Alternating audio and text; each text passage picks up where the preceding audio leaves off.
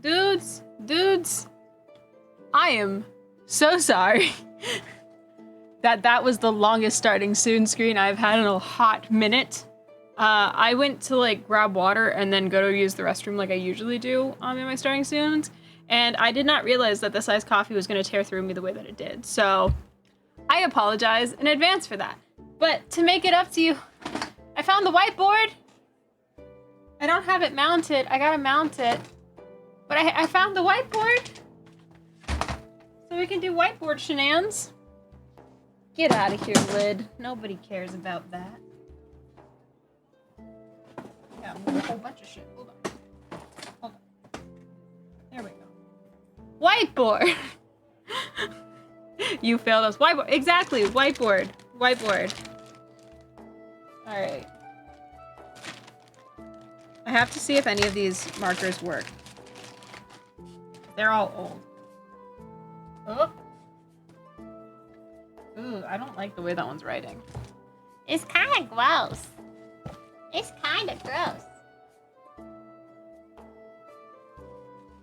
Something I did not do was get like dry erase spray. I probably should have done it. Right. Laugh! Oh my god, I miss Jack. I miss old time Jack. Did I just pick up the same one? No, this one's dead. Alright, into the trash. I do have my mic on, right? Yeah, okay. It took me a minute. I had to make sure. Alright, that's a good one. That one writes. We can keep that one. I did not get an eraser. I did not get, like, a marker holder or anything like that. I'm straight up raw dogging this whiteboard right now. And that's just how it's gonna be. Okay? I needed a distraction. Gator softball getting crushed. I'm not used to seeing them lose this badly. Oof. That's rough, buddy. If you don't want to see, like, your favorite sports team lose, so what you can do is, it's really simple.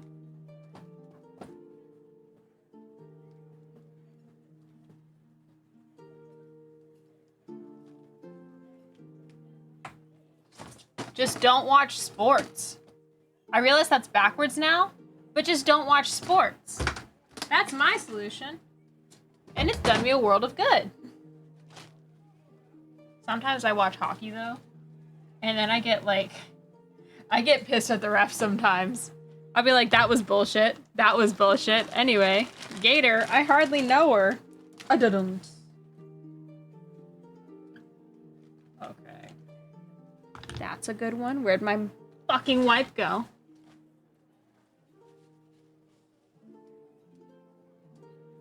Okay. We got a few more pens we gotta get through. Should I have done this before? Maybe, but I just found this literally when I was walking back with my walk. Literally. Did I throw away? I threw away the fucking thing. God damn it. I can't be trusted with shit.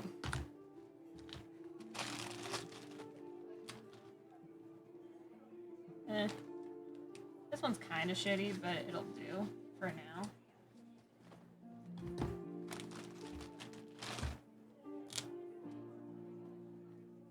This one's also good. Okay, so most of these are good. I've only had to like throw away one so far, which is good. There's a whole like nail hole in this thing. Holy shit. Quite literally, there's a hole in it. I don't know if you can see it. It's like in the corner there. Here. Enhance. You can... There's a hole. Like somebody put like a nail gun in it. That's crazy. Anyway. I need to get that close. Calm down. That's a good one. This is a good one. Alright.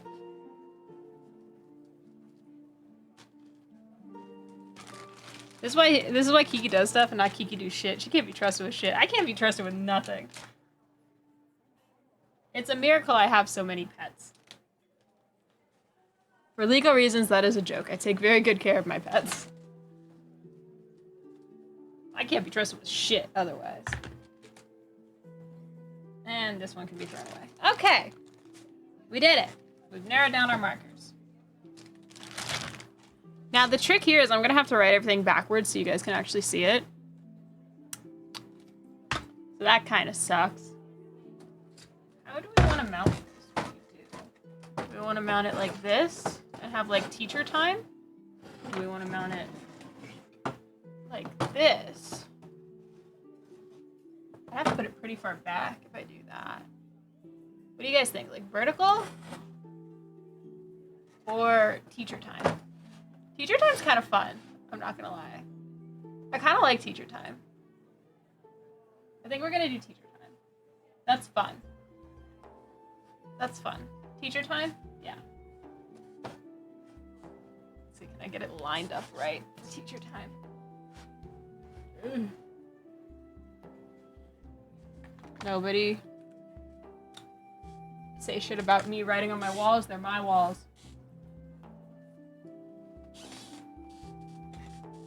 Alright, that's fine. They're there now. So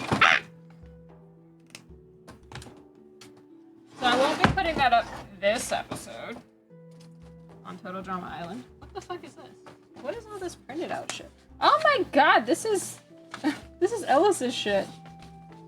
This is Ellis's kit stuff. Yeah, when we were doing the summer series last year, the Artificer wouldn't work in D&D Beyond for some fucking reason.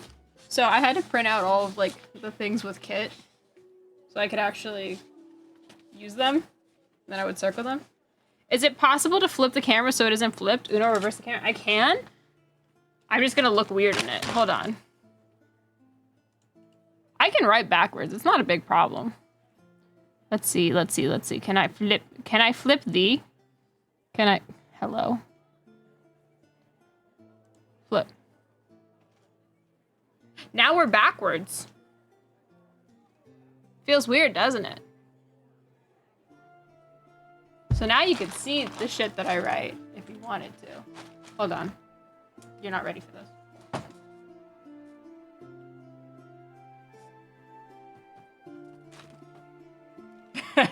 Got him. I'm gonna leave that there. That's funny. Alright, let me put these in a little baggie. Back in the bag from whence ye came. Anyway. I get to keep these too.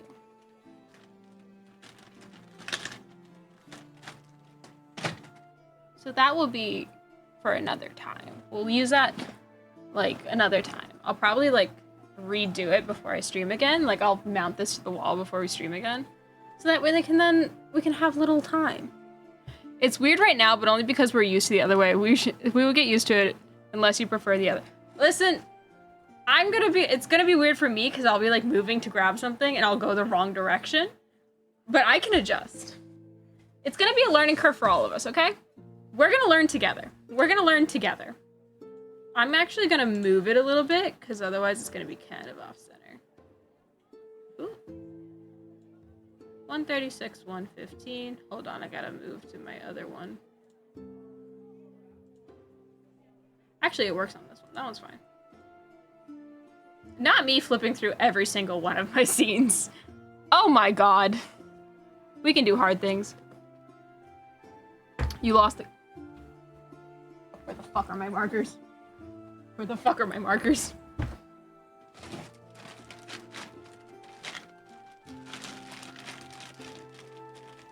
I have a plan.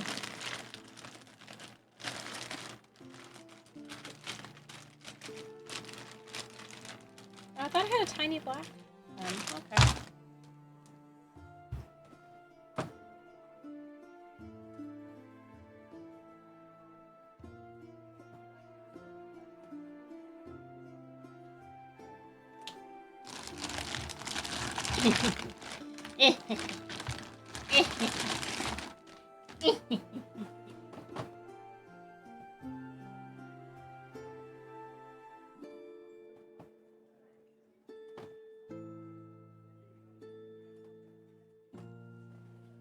Can you see that?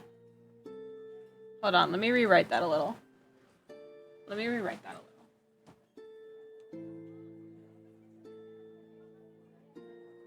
Gotta account for fucking perspective.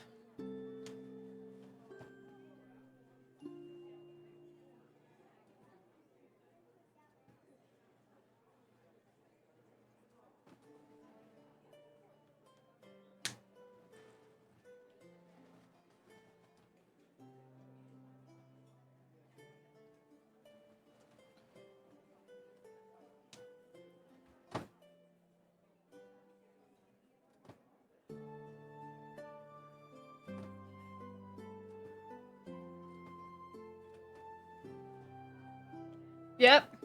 You can see that now. My shitty ass handwriting.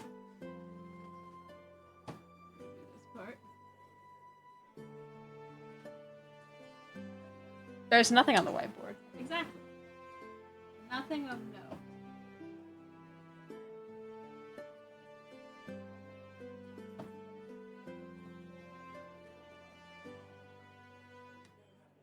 Nice.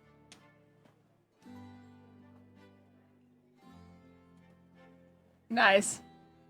Nice. Hold on. This is a lost art form. Just like the game. I'm dying. Alright. Let's see. Alright, gamers. Hold on. Who's whiteboard? Better question, why is whiteboard?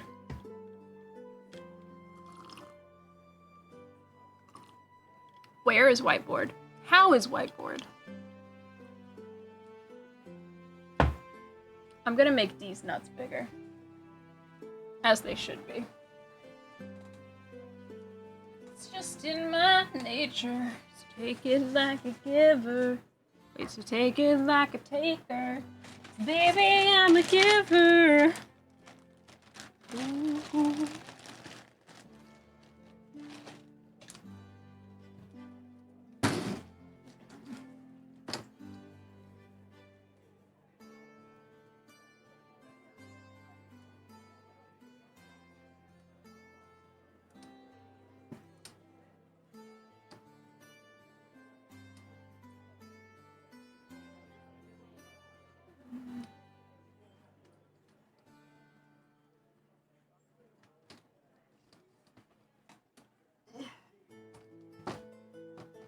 It's beautiful, Your Honor. Giving me a whiteboard was a mistake. Whoever allowed this to happen, that was terrible. Wait, can you use Tums to draw on a blackboard? You can use Tums to draw a blackboard? Tums on a black... I mean, I guess you could, because they're like a chalky texture, so like, yeah, you probably could. Hi, Mets! It was me. I was behind the whiteboard. You should read the whiteboard. This message specifically is for you. I just thought you'd like to know. Hold on. Just so you know, that one's for you.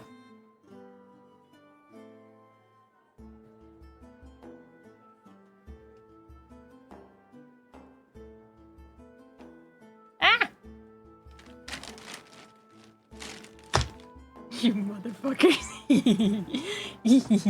We did it. I fucked up my camera pulling that stunt, but that's fine. No, other way. Alright, I forgot to charge my watch, so I'm gonna go put this down for a second. You better behave.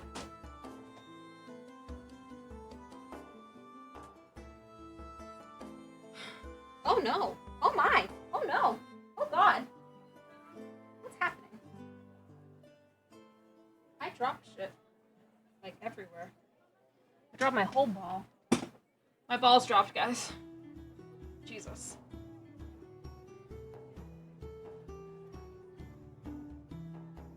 I am the mastermind behind her putting that on the whiteboard, yeah. Gotta admit, it wasn't my idea. I'll be damned if it wasn't a good one. Bury your ban. You can't ban Barry. I'll unban them. It is hot in here. I should have turned on the fan.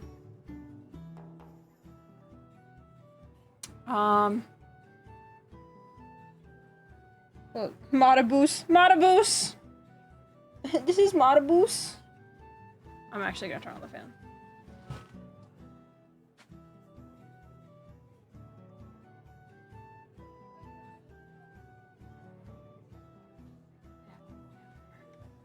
Ugh! Mataboos. I turned the fan on. So if you hear fan sounds, I'm sorry. It's hot in here. That's just because all you lovely people are in here. Sorry. Alright. I'm gonna put that up there for now. Do you guys want to meet my son? You wanna meet my son? this is my son. He's not done cooking yet. But this is my son. His name is Felix. He's a baby, and we have to finish him. So, you're gonna stick with me while we finish him. Because I love him. And I've been addicted to crochet now. I've done this for like a day, and now I'm addicted. Yeah, I just started. Is officially Mama Do Stuff. No, Mama Do Stuff is Mama Do Stuff over there. I'm now baby Mama Do Stuff. No. No. Oh, god damn it.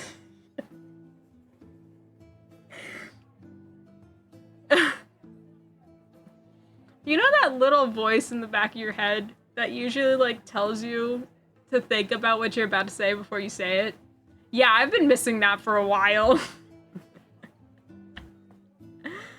Oh, the conscience? Haven't spoken in a while. It's gone. I'm gonna clean my fucking glasses. God. Hi, Joey. Hi, Nugget. Oh, she left me. Doesn't love me.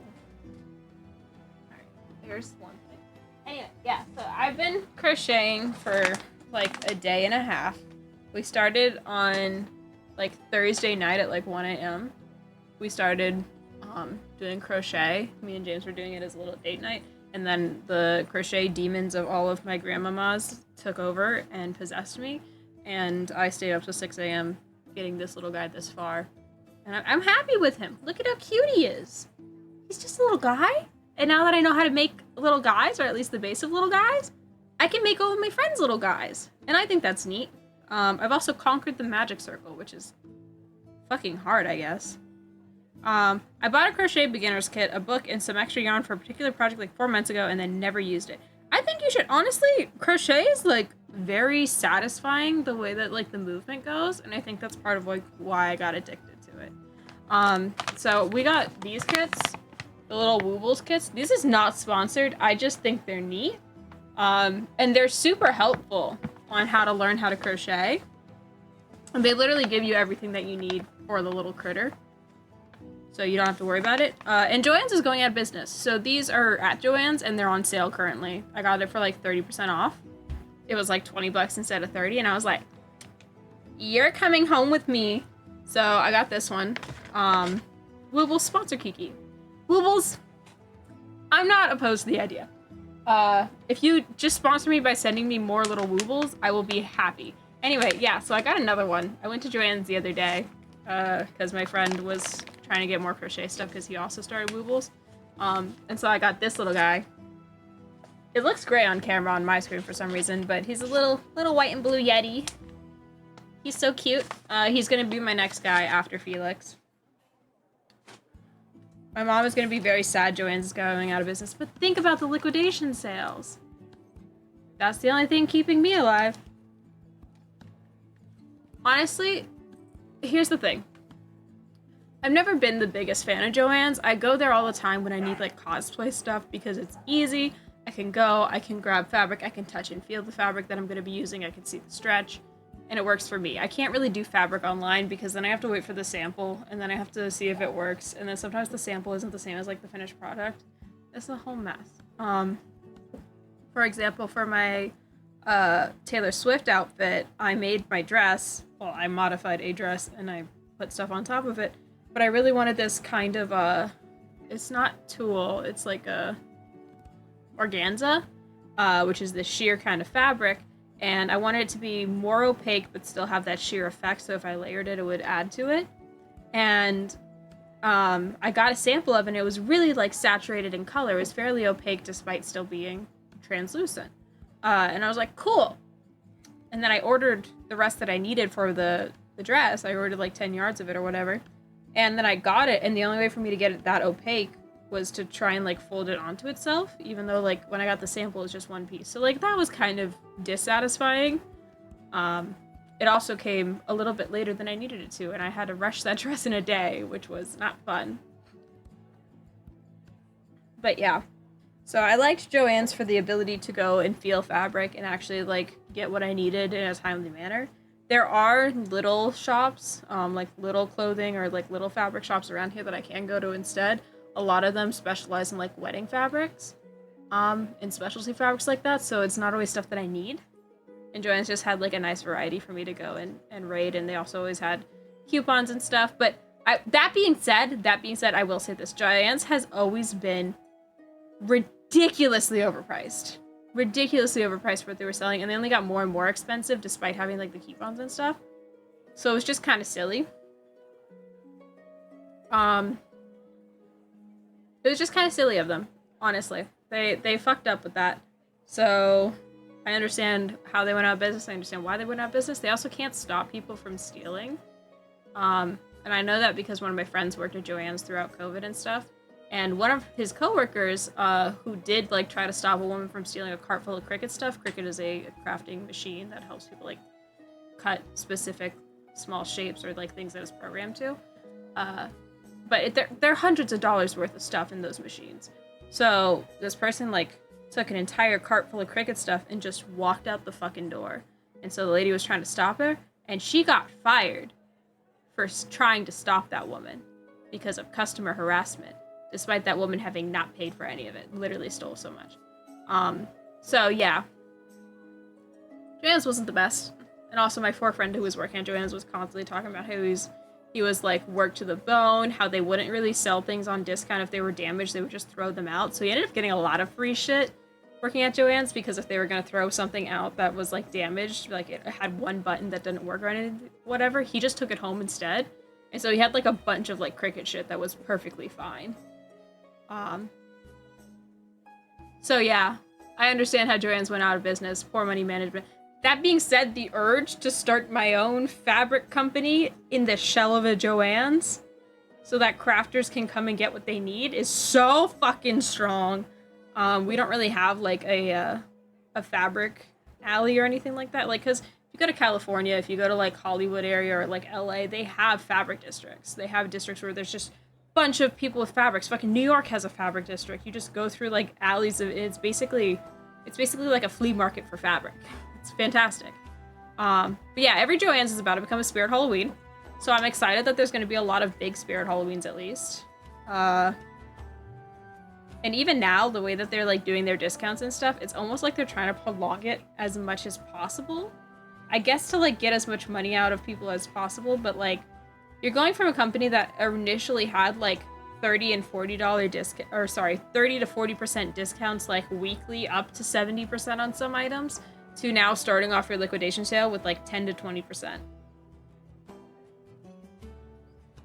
Anyway, problem is alternate for me is Hobby Lobby, and yeah, not my preference to give them business. I do not give Hobby Lobby business. I get the 5-finger discount at Hobby Lobby. It's called me and my big tote bag.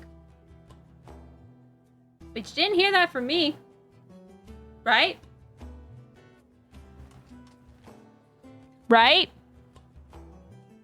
Yeah, you ain't hear shit. You ain't hear shit. Because if you heard shit, that's what happens. Exactly. Michael's also has started selling fabric. Also, Hobby Lobby's fabric section sucks. I've been in a Hobby Lobby a few times. Hobby Lobby's fabric sections fucking suck. They're so barren. It's all just like printed cottons. You can't really do much with that. I heard shit. I just don't know what kind of shit. Exactly. And then, just fucking pulled a nifty and I stared at the camera and forgot all of my lines. Michael's, I hear, is starting to have fabric. I don't know what kind of fabric. So, that'll be interesting to see. Michael's isn't terrible. They're not the best, but, like, they're better than Hobby Lobby. So, I'm not experienced enough to tell the quality of fabric yet. My experience with quality of fabric is fabric on spool. Good touch. Good touch I take with me. That's basically my extent of if fabric is quality or not. If fabric not quality, ugh, that's what it feels like. That's what it feels like. My skin crawl. It touch. It bad. Yeah, fuck Hobby Lobby. Fuck Hobby Lobby. The thing is, a lot of people are getting misconstrued. They think that we are boycotting Hobby Lobby because they're anti-LGBT or like because they're a Christian company. And it's like, you know what? That's part of it. But Hobby Lobby has a long list of track records of just being fucked up as a company. Like, okay, supporting gay, like anti-gay shit, that's pretty fucked up, and using it Christian shield to hide behind it, that's pretty fucked up. But then also like underpaying your female workers, not giving them proper health care and stuff just because they are female workers, that's pretty fucked up. But if we want to really just go after what the main, like the biggest discrepancy with Hobby Lobby, believe it or not the anti-gay shit, is the fact that they've used Hobby Lobby as a laundering scheme to steal 5,000, I think it is, or 50,000. I think it's 5,000. 5,000 stolen relics, illegally stolen relics, priceless artifacts. That's insane. That's insane. That shit's wild. Where am I going? Who am I? Where did my stuff go? There it is. Never heard about that? Yeah, I learned about it. I learned about it when I found I was looking at Threads, which first mistake, looking at Threads. Hi, Seamus. But I was in Threads, and one of the people was like, hey, genuinely curious, what is the problem with Hobby Lobby? I'm not trying to start a fight, I just want to be informed. And so the comments went into extensive detail on like, because I think they asked like, hey, do people really hate Hobby Lobby because it's a Christian company? And the comments went into extensive detail of like, no, it's not because it's a Christian company, it's because they do X, Y, and Z. And all of those things are terrible.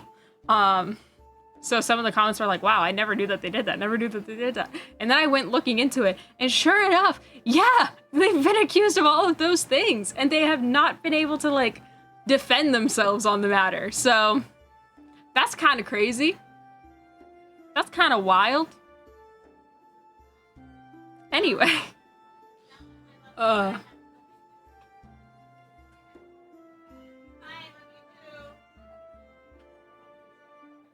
If you hear stuff in the background, that's Mama Do stuff. I think she's talking to my sister. Mama! Mama! Damn. You have no idea how often I want to ask questions like that, but I'm afraid people will misunderstand and think I'm against something. I just really want to learn more. I think that a lot of, like, what happened, because, like, I'm sure that there's plenty of people like that where they're like, I just want to ask the question, but I don't want to be accused of hate. I think it's really in the connotation and how you ask the question, or like how you structure the question in and of itself. Because if you ask the question and say, hey, I'm not trying to be biased, I really just want to know more, or like I want to stay informed, something like that, then people will probably be fairly lenient in their responses. There's always going to be people that like jump to the fucking conclusion about like something, which is insane. Oh, Mama? Hello? Hi, were you talking to Kayla? No. Oh, I thought I heard. I thought I heard you on the phone with a girl. Yeah, I was on the phone with what's her name? One that wants to be a Juliana. Who? Brandon's girlfriend. Ew. Not for her, but because she's dating Brandon. I feel bad about that. R.I.P. to her. She's taken the L.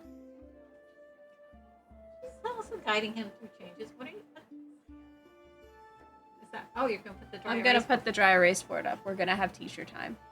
Ah, okay. Are you streaming? Yeah, I'm streaming right now. Okay, I'm sorry. No, you're okay. I invited you over. I'm grabbing the mail. Chat, say hi to Mama Do stuff. That's her hand. That's my hand. This is me. That's my mama. Sideways me. Sideways Mama Do stuff. Okay, I got lots of stuff to do, so. Okay, go do your I'm stuff. putting you and Dad in charge of dinner. There's a chicken in the Do back. you want I got tortellini? Alfredo sauce if you want to make like a chicken Alfredo to go with the pasta. You're trusting me with making the whole meal? I gotta trust somebody or else nothing else gets done. That's a horrible decision. I think I can make pasta. I think between you and Daddy, you guys could figure it out. Have him cut up the chicken. Yeah, he can cut the chicken. I'm gonna chop my finger off if I do. Have him cut up the chicken, and then you know how to make an Alfredo sauce. Yeah. I got you the packets. And I also got you some in the jar, so you can mix the two. Kiki can't even make toast. Barry, we're gonna talk about this right now. I have lore about making toast, okay?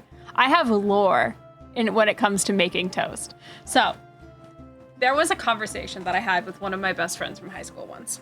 We have to trust Kiki can do stuff. Cooking is included in the doing stuff. It shouldn't be. Anyway, so toast lore. Get ready, class. Class is in session. Okay. So toast lore. I was having a conversation with one of my friends from high school, and this was after we graduated. And she was talking to me about how she was going to try and like do stuff for Mother's Day. And like, she's like, oh, well, you know, just it's simple. I made her toast and eggs and stuff. And somehow we got onto the subject of like, I can't even cook toast. I think I said it as like a joking matter or whatever, but I was like, yeah, I can't cook toast. It always burns. And she was like, how the fuck did you fuck up toast? And I was like, I don't know. I just never feel like I make it right. And she's like, how do you not make it right? You take bread, you put butter on it, you put it in the toaster. And I was like, you put the bread on it before you put it in the toaster? Like that had me aghast. I would not put butter on it before it goes in the toaster. That's my personal opinion. Then I was like, I always feel like I cook it for too long, or like I cook it less. And she's like, turn down the dial or whatever. It turns out that we were having two separate conversations, because she was sitting there telling me how to do it with a toaster, and I only have a toaster oven. I did not have a toaster at the time. I have a toaster now. I didn't have a toaster. So she was trying to tell me like how to do it to put it on the toaster, because she was like, yeah, you cook the eggs, you put the toast in the toaster. And I'm like, if I put the toast in the toaster while I'm cooking the eggs, the toast is gonna get burnt. She's like, how the fuck are you doing that? It gets itself out. And I'm like, no, I can't do that. I have to make it after. This is why I suck at making breakfast, because something's always gonna be cold. I can't do it all at the same time. Yeah, no, putting bread on before toaster is criminal. Listen, I don't know how to cook, but that's criminal. That's fucking criminal. Anyway. So we were talking about that, and she was straight up, like, yelling at me for, like, not knowing how to cook toast. It wasn't a joking manner, like, we're friends, so it's fine. But she was yelling at me that I don't know how to cook toast and stuff. And I was yelling at her not to put butter on before. And she was like, how the fuck do you not know how to cook toast? It's the easiest thing in the book. You take bread, you put it in the toaster, you set it for like a little bit, and then boom, toast. And I was sitting there, I was like, I have toaster oven. I don't know what temperature I'm supposed to put it on. I'll put it on the toast setting, and then I'll like put it in for a little bit, and then it gets burnt, or it's too hard. And she's like, why don't you have a toaster? And I was like, we just don't have a toaster. We've never had a toaster. Side lore is my brother, since high school through to like when he dropped out of college, he was asking our family for a toaster. His one like continuous wish on his gift list was toaster. He wanted a toaster so bad. And I was like, no, we just don't have a toaster. My brother wants a toaster. We don't have the room to put a toaster in the kitchen. Like, where the fuck am I gonna put it? We have one too many blenders for some reason. And so eventually after that conversation, I went to Walmart, and this was like a few days or a few weeks later. And they had these little plastic toasters, like one slice wide toasters on sale for $5. And I grabbed that shit so fast. It was also funny because my brother had moved out by this time, so he did not have a toaster. But we got a toaster. So that was fucking amusing. I know how to make toast now. It's just the toaster is like, sometimes it's on too long because my dad likes things burnt and I like things lightly toasted. So sometimes I forget to change the dial. But yeah, anyway, I know how to make toast. I toast my bagels now. It's great. The secret to making toast is don't do it in an oven. Literally use a toaster. Does your toaster oven not have a setting so it stops after a certain time? The one we had at that time did not. You would put it on for like a time limit, like it would be 5-10 minutes was like the shortest amount that it could really do. And you had to work with that. I was the opposite. I just got an air fryer / toaster oven last year. I never had one before, but I never had one before, but only a toaster my whole life. Yeah, we only had like a toaster oven, and we were like, yeah, we could toast in a toaster oven. We couldn't. We don't know how to do that. We're dumb. So now we have a air fryer / toaster oven, and a toaster. So we're good on that front now. But that was my toast lore. I'd rather just toast bread in a pan than own a whole ass toaster, especially if I'm toasting bread in a pan was another part of the conversation. I was like, we can't be doing this. I'm not toasting bread in a pan. That feels fucking wrong. That feels illegal. I'm going to burn the house down. Every time I cut the kitchen on fire, it has been related to pan toasting and or frying. So we're not doing that. But yeah. I'd rather just toast. Oh wait, hold on, I just read that. I think we uncovered a separate problem here. Your friend doesn't know how to make toast. You definitely do not put the butter on. Literally, you don't put the butter on first. That's what I'm saying. I had a microwave and a toaster oven. Now my mom got a fancy ass air fryer / microwave. How do you have all three? Oh, is it like one of those convection ovens? The convection microwave where like there's no spin dial or anything. It just blows hot air on your thing until it heats up. They have those at work. Ah, okay, I make bagels in toaster oven now. It took some experimenting with the setting, but when I first got it, but I'm good now. I'm like you, I only like it lightly toasted, so I started from the lowest setting and worked. Yeah, it took me a while to figure out what setting I liked, and then when we found the point on the dial that me and my mom both liked, because me and my mom have the same, like, desire in how we like our toast toasted, we put a little, like, marker. We took a Sharpie and we marked the fucking dial where we like it, because there was no numbers to, like, signify. It's just a increase-decrease dial. So we marked it. And now we know where it is. Toasting bread in a pan is how you make French toast or grilled cheese. Yeah, that I understand. I also just don't make French toast or grilled cheese. There's a different lore for French toast. I'm not gonna go into that right now. You just have weird bad luck when it comes to cooking, I guess. Yeah, I do. I really do. I've caught the kitchen on fire 3 separate times. Once is an accident. 2 is a coincidence. 3 is a sign. Please stop. It's actually, like, it's so bad for me to be cooking. Am I gonna bleed now? Stop it. Stop it. There we go. It's a sign. We know that it's so bad because we were at Christmas, and my third cousin, twice removed, actually, sorry, second cousin, 3 times removed, was back at Christmas for the first time in, like, 2 years, because we make it a family event, open door kind of family event. And I was sitting on the couch, like, hanging out with my friends, hanging out with my boyfriend. We were watching TV or something. And a lot of, like, the women in my family were in the kitchen. My mom was in the kitchen, my aunt was in the kitchen, and my third cousin, twice removed. Sorry, second cousin, 3 times removed. I'm gonna get those mixed up all the time. Was like, Kiki, why aren't you in the kitchen? Kiki, we need your help. Come help us in the kitchen. Everybody in the house, from the kitchen to the living room, all went, no. Everyone went, you cannot have her in the kitchen. She's a bad omen. Wait, still bleeding. Stop bleeding! God damn it.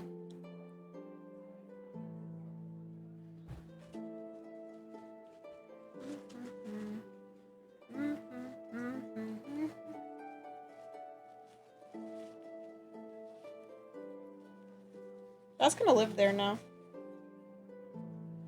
Anyway, not the titty bleed. Happens to the best of us, man.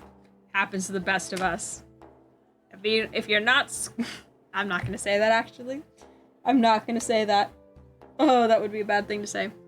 But yeah, so literally everyone at Christmas who has experienced my cooking, all just, like, turned to each other and went, no, she is not allowed in the kitchen while the oven is on. She's not allowed to cook. I can prep food. That's fine. I'm usually okay with prepping food. In fact, like, the night before Christmas, I usually help my mom prep a lot of the food, so that it's ready to be cooked the next day. And then it just...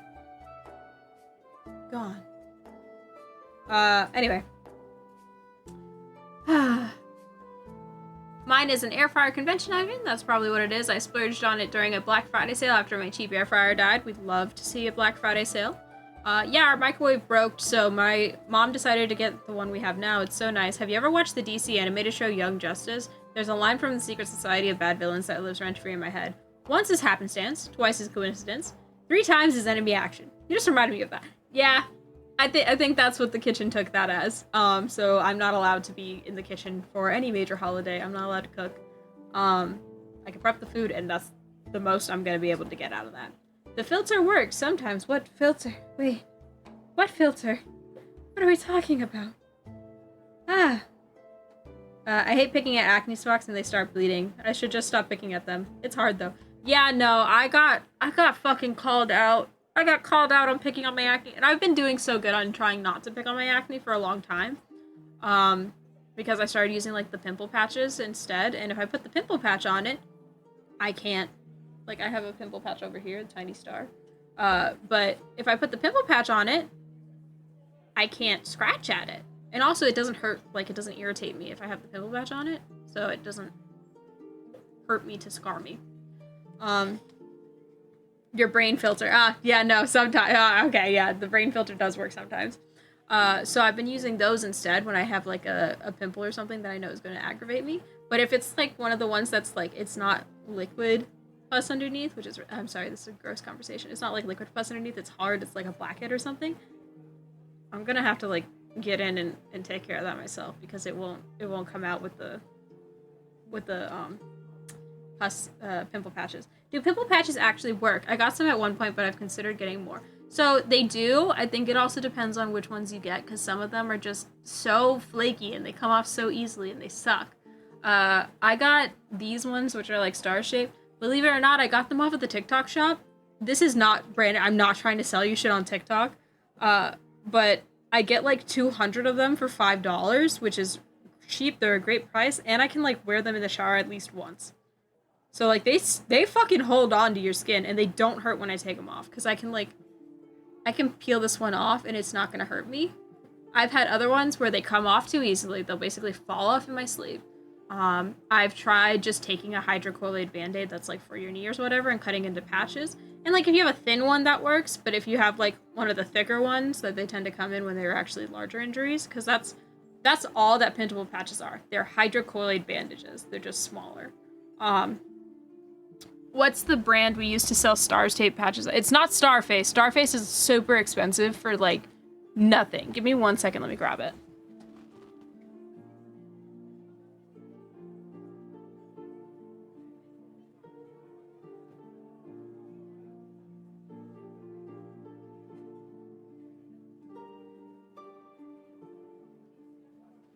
Okay. This is the brand. This is what they look like. You get 200 of them. They come in all these different colors. When you pull them out, they're in like a sealed little baggie. This is the clear ones. Hold on, let me find the colorful ones.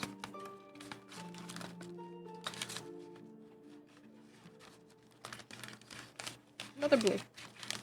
How many blues were in this pack? I feel like this pack was all blue. But anyway, so there they are.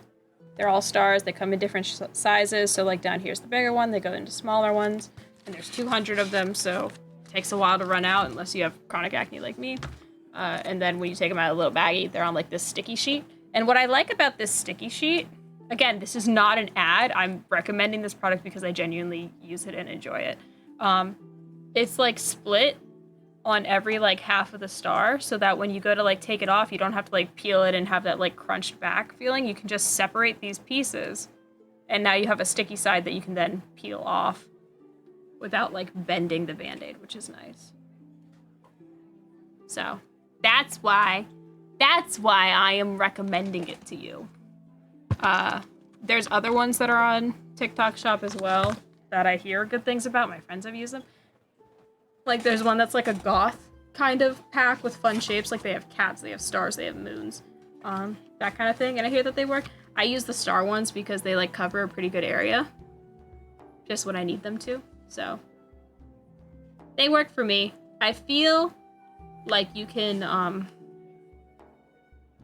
I'm back. It appears that the skipping is gone now. Oh shit, was it skipping? I had no idea. Honestly, it might be your internet, bro. What was I saying? I don't remember. Anyway, yeah, those are the pimple patches I use. They work for me. I think you could probably find them on like Alibaba or something like that as well, because that's where most TikTok shit is from. So, anyway, I went to a dermo. on Wednesday. I went to a dermatologist. Technically, they came to us because my work is like, hey, you work a 9 to 5 in an office, and you probably don't have time to go to these places. So we're just gonna bring them to you, which is super nice. Anyway, I love my job.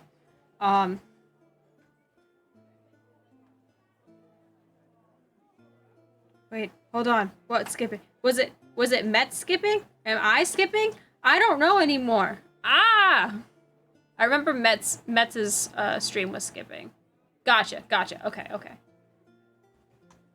What was the message? Why can I not see it? Yesterday. Okay. Yeah. I'm caught up now. I have pencil brain. I have squirrel brain. I don't know what the fuck pencil brain is. That's good to know.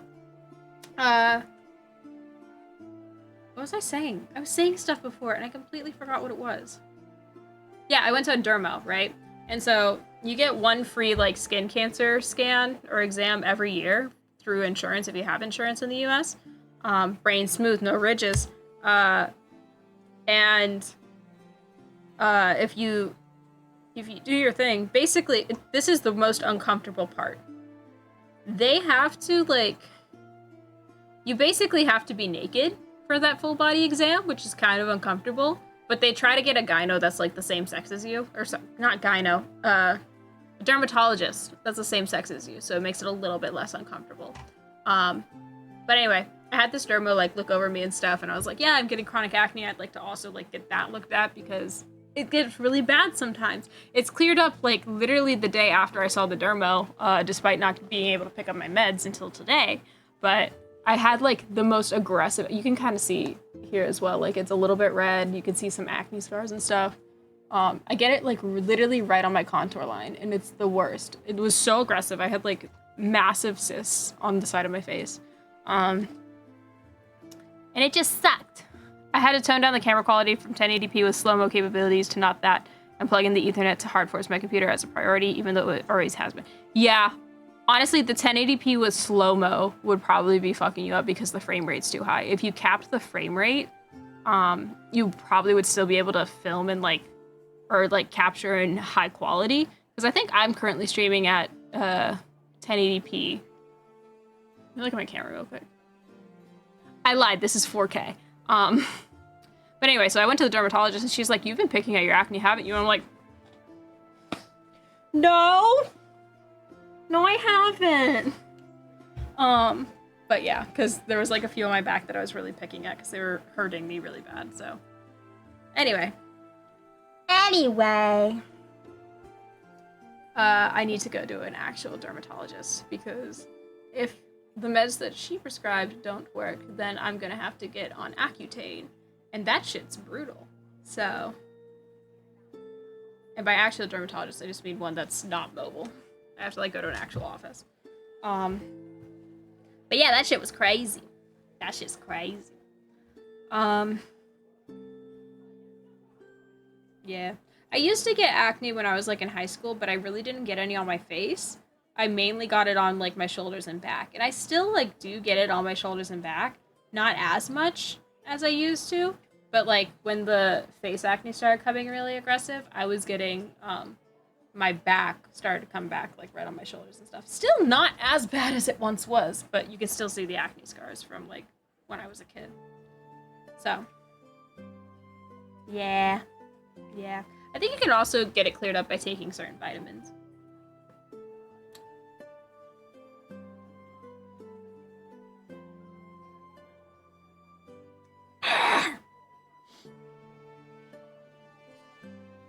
It tastes terrible and great at the same time. It's like freedom in a cup.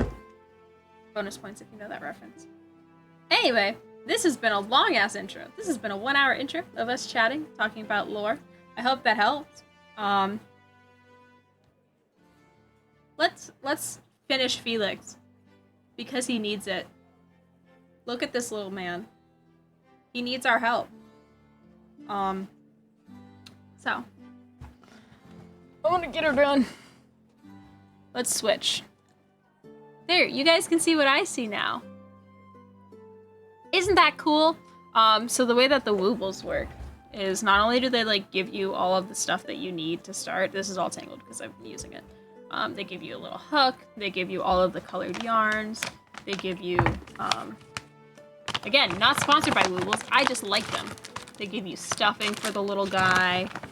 They give you like this little pack with like the woobly eyes and like the embroidery needle. Yeah, that's what it is. And they give you all of the kinds of yarn and stuff. It's all very tangled because I pulled it out and I've been using it. But you're gonna convince me to go get that beginner's kit I bought, aren't you? Yeah, I am. More people in the craft. More people in the craft. I really want to make certain things. So hold on. Let me show you guys something. Let me show y'all something. I was hanging out in voice chat yesterday, and I just clicked voice chat again. I'm not hanging out with voice chat now. But anyway, so there's this little guy.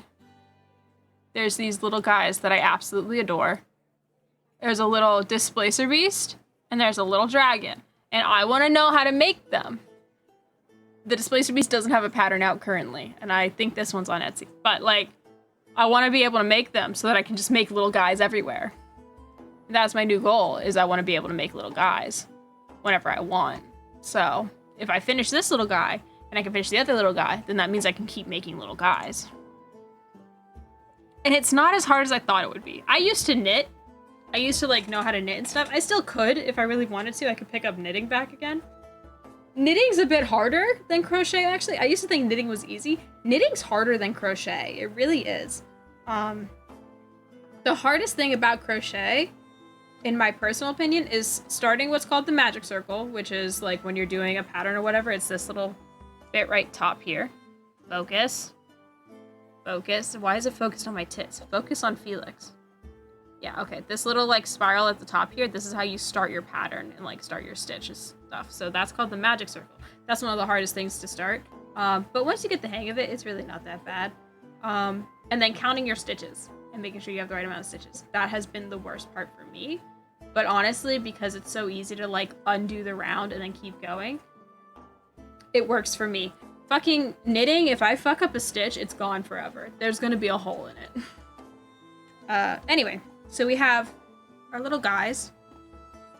I wish I could have like a camera that like looked down. That'd be neat.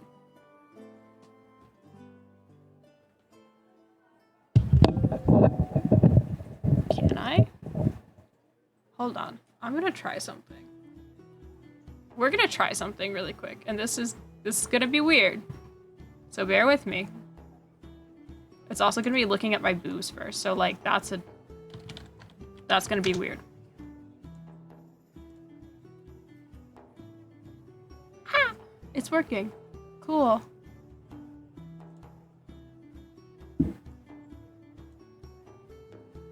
If I put it like here, I'm trying not to have you look at my boobs, but that's gonna be a little bit hard.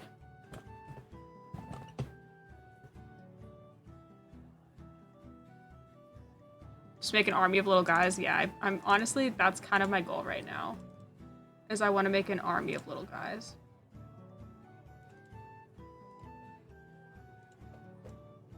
This is the tit cam. Honestly, this is titty cam. Impossible challenge. No, for real. Where should I put this? I'm just gonna put it right there. That works. It does block that you lost the game. That's fine, I guess. Yeah, I'm just gonna put it there, okay? This is my titty cam. This is all you're ever gonna get. The closest I'll ever get to having an OnlyFans is this titty cam right here. Alright, let's see. Can I enhance? No. Can we drop the exposure a little bit? We're a little bright. Oh dear God, that's too... You know what? It's fine here. You can still see everything. I wanted to flip it. That's what I was trying to do. No, that's upside down. Oh no.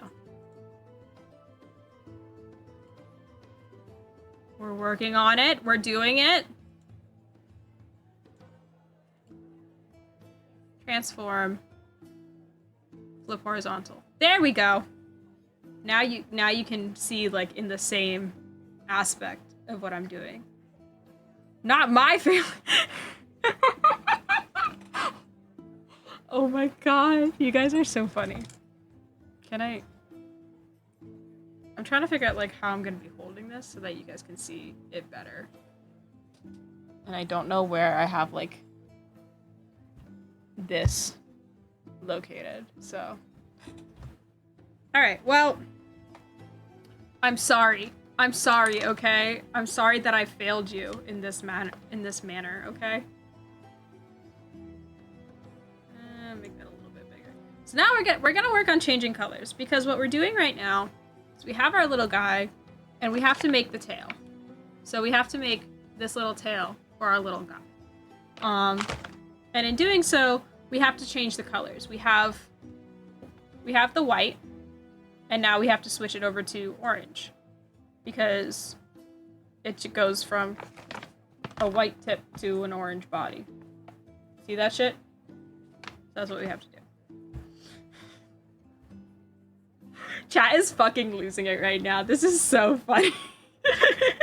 Listen, guys, I have to pay for my Australia flight somehow. My fucking credit card is in debt right now. I bought the flights and I don't know how I'm gonna pay them off. We're working on it, okay? If I have to sell my little guy hands, I will. That made it sound like I have man hands. Okay, hold on, let me clarify. I can explain. I meant my hands that make little guys. Oh my god. You guys are so funny. Not in my Christian mindset after one of the few things Kiki doesn't do. Not my family-friendly streamer, Kiki. This is a family stream. Eventually you should get a little cat bed filled with little guys to have a camera on that. Honestly, I'm hoping when I like redo my setup, because I want to get an L-shaped desk, I'm hoping I'll have enough room like for shelves or something so I can put a little bed on it so that my cats or my dog can like hang out with me. That's what I'm hoping for. Oh my god. You guys are so funny. Ma'am? Feet Finder is anonymous, by the way. No one has seen your feet. You're not getting my feet. Who's to say I'm not already there? Oh my god. Anyway, this has gone on for too long. Let's go ahead and try to get our little guy sorted. So we have to figure out how to change colors. I've already got like the change initiated. I don't want your feet, but Maddie needs you in Australia. Oh my god. This stream is a train wreck after train wreck. Hello and welcome to Trainwreck the stream. I wanted to come on here and make little guys. And now I feel like I'm trying to make a different kind of little guy. And I don't know how comfortable I am with that. Zoe?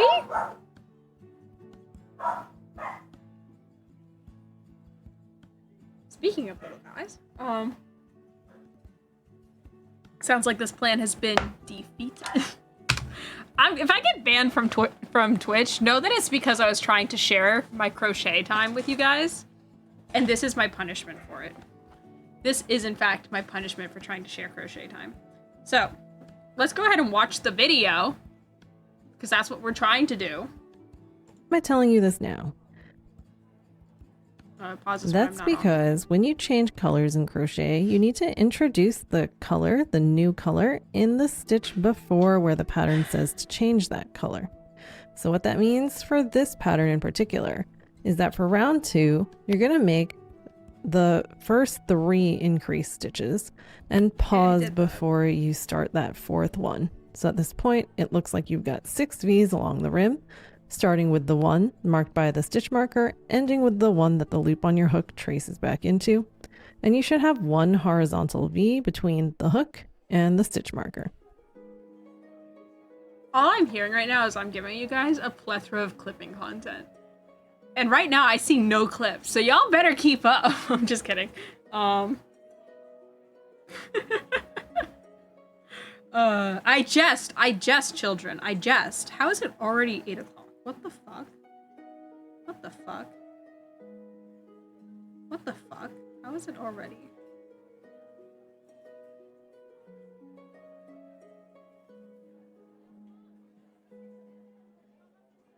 Weird. Anyway. I was making a stream screen. Don't tempt me. I'll abandon my post for the content. Know that I appreciate you guys regardless, whether you're just sitting here and just like enjoying the stream, if you have it on in the background, if you're engaging in chat, if you're making clips or whatever. I do not care. I'm just happy that you're here. I mean, it honestly, let's get real for a moment. Let's get really real for a moment. Guys, I'm happy you're here, okay? Never let anybody make you not be here. If somebody tries to kill you, like if somebody comes at you with a knife, obliterate them. Use your laser eyes. Just gone. Gone.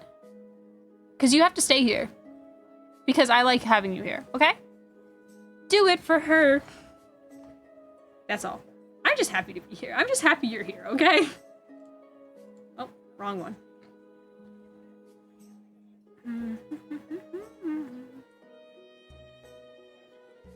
Oh my god, hold on. My fucking hair is all knotted. Let's see. So we did that. So first things first, make sure that the right side of your piece is facing out. Remember, the right side is the side that only has horizontal V's. This is the wrong side. It's got some horizontal bars. So just flip your piece inside out if you see some horizontal bars, and you'll have the right side facing out. So for this last stitch, before you get to the point in the pattern that says you should change the color, you're going to do most of the stitch like normal. In this case, it's an increased stitch. So make your first single crochet in the next hole. Then start the increased stitch by putting your hook back in the same hole, yarning over, pulling through a loop, so you have 2 loops on your hook. Then pause. Now I'm going to demo using blue and orange yarn. Okay. We've done that. Now grab the new color, which... Oh, hold on. I'm goofing again. Look at my hands. Don't look at what's behind my hands. Look at my hands. This is all I care to share with you as a moment, is my hands. My hands, okay? Don't look anywhere else. Look at me. My hands are right here, okay? My hands are right here. You looking at the hands? You're looking at the hands, right? Right? All right. You're excused. Feeling decent. which in this case is orange, and you're going to drape it over the hook so that the yarn tail, the cutoff part of the yarn, is closer to you, is on top of the hook. And you want to leave at least a 4-inch yarn tail, and then pinch that yarn, the 2 sides of the yarn, so that you artificially make a loop so that your hook can grab that yarn and bring it through both loops on the hook. So now you have 1 loop on the hook in the new color. I have 1 loop. I mean, technically, no, I'm looking at your face because I keep forgetting that the little video is there. That's fine. That's okay. We're allowed to do that. Honestly, hold on, because I feel like it's also hard to see. I'm wearing white, and this is white. So let me grab something a little darker real quick. White.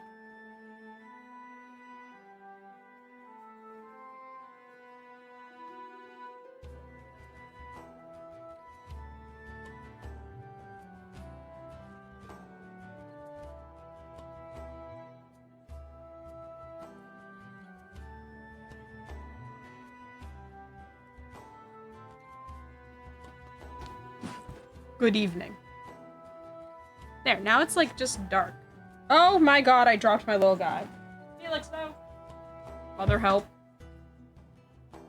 BRB chat, have to talk to niece and nephew. Tell them the importance of internet safety. Ironically. There you go. Now you can kind of see things a little bit better. So, anyway, again, if you're thinking about crocheting, these are the kind of videos that Woobles gives you. And they do make it very easy to pick up. So, that's all I'm recommending. So maybe when you did all this, you noticed that all these loops on your hook and that second loop of your stitch got loose. Don't worry, just pull on the working yarn of the old color and the working yarn of the new color to make all these loops a little tighter. The other thing you're going to want to do, if you're going to not need to switch into this color again anytime soon, you can cut the old yarn color, and you want to cut it about 4 inches away from where it was last used. So somewhere around here.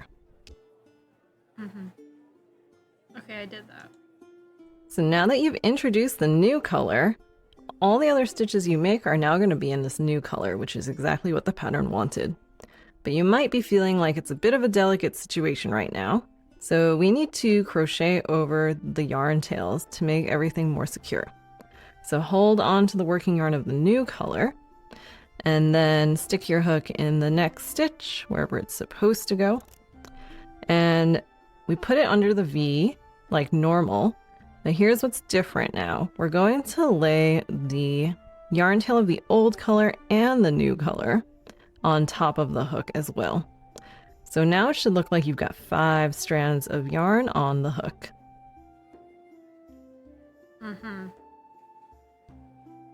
Okay. This is what we got.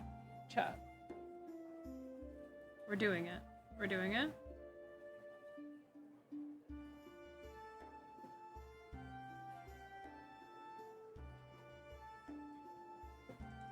We need to make a single crochet stitch. So yarn over and bring that yarn under the 4 strands of yarn at the top of your hook.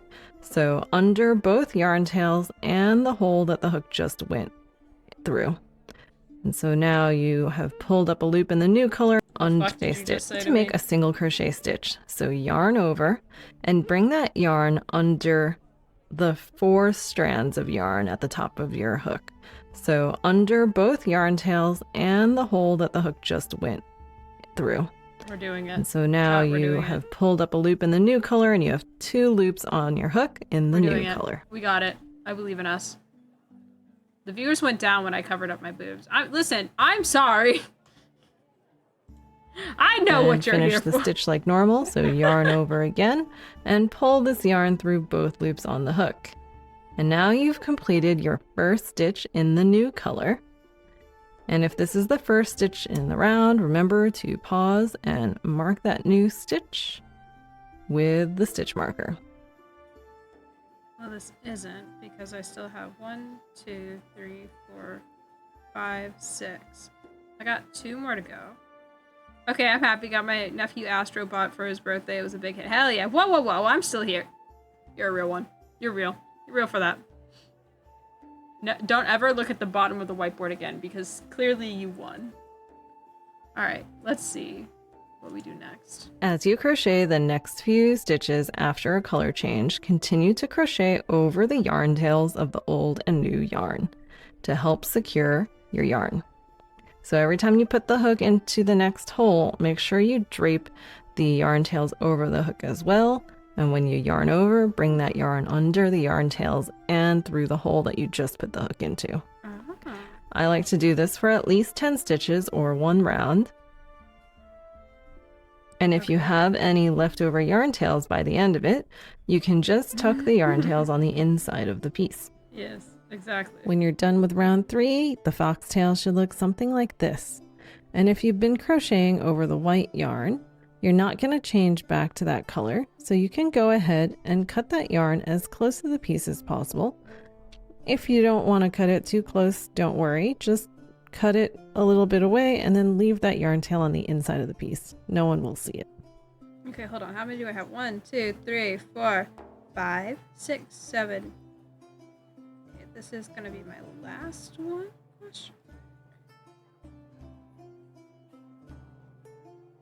How?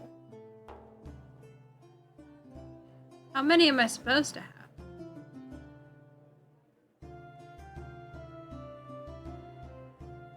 One, 2, 3, 4, 5, 6, 7. This is gonna be number 8. But it feels wrong.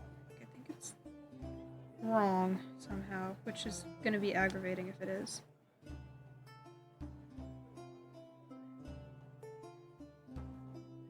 Alright, hold on. Yeep.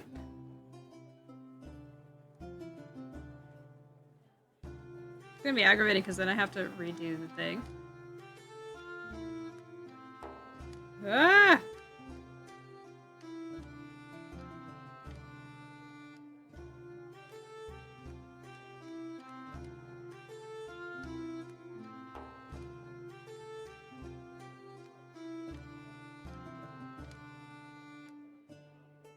Oh no, there's 2 in here. That's not supposed to happen. Undo.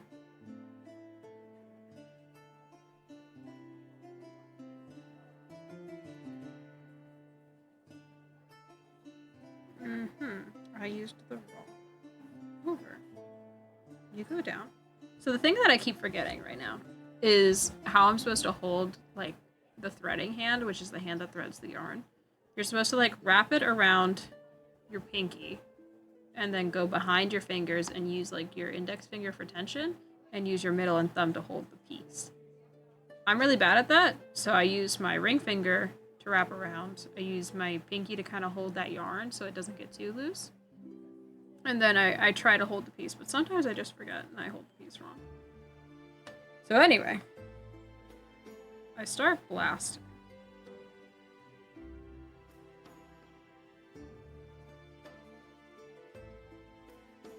And then yarn over. Alright, so let's see.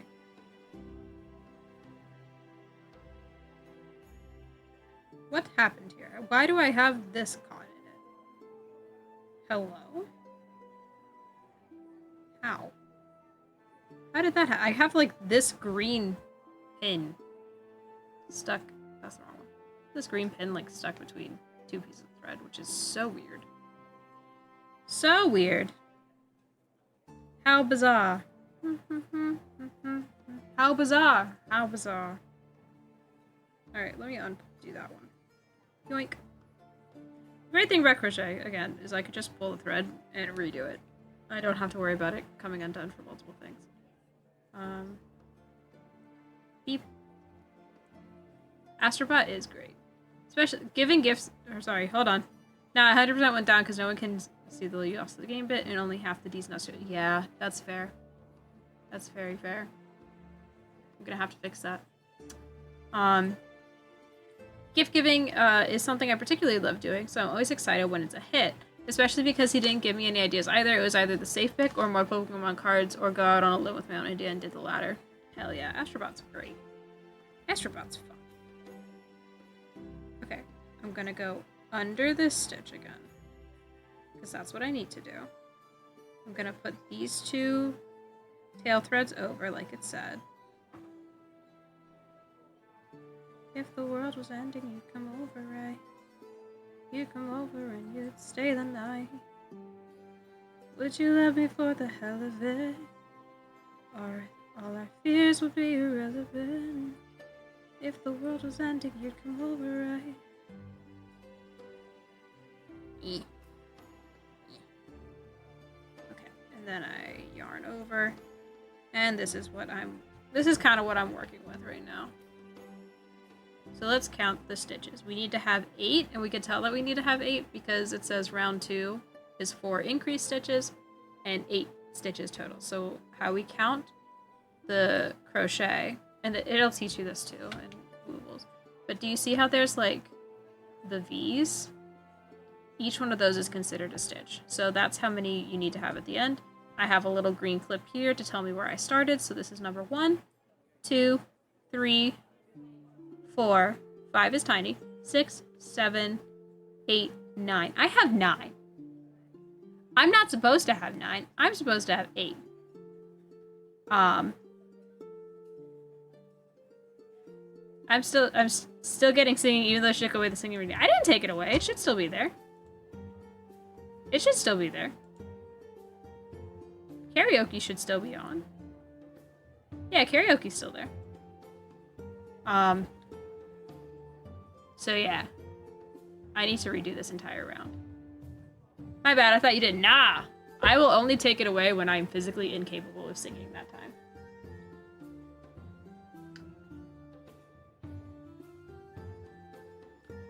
Water is so fucking good. She's limiting my free use reduce. I am. Like I've said many times before, I won't let you do voice band and karaoke at the same time, unless they were like paid for routines. But that's only because if I'm fucking up my voice, you're paying for the surgery. If I'm fucking up my voice that bad, I am fucking up. Welcome in, Keys. I do stuff. Currently, the stuff I'm doing is crochet and covering up my boobs because I didn't realize how close they were to this hand camera. So that's what we're doing. We're crocheting together. Med's got too many and Kiki realized her mistake. Yeah. Maybe I misunderstood and thought that one time was permanent. You're good. You're good. I'm gonna undo all of these threads that I did.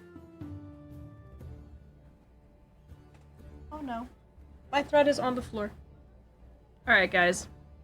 We have to figure out where we went wrong here.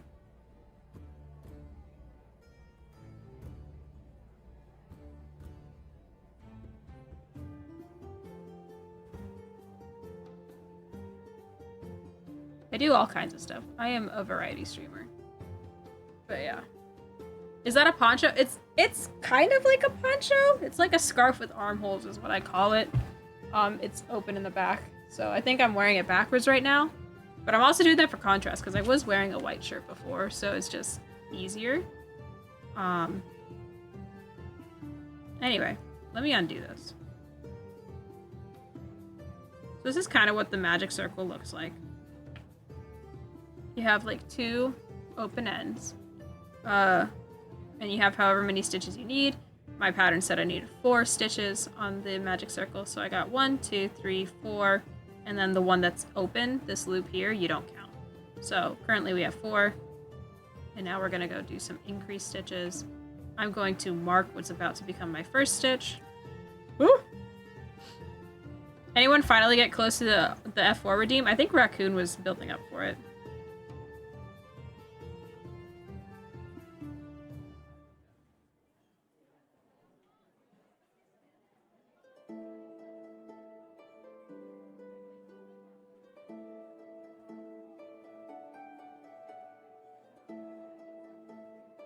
$60K, nice, nice, nice. Okay, so I have to do 4 increase stitches, and what that basically means is, I have to put 2 stitches in the same hole.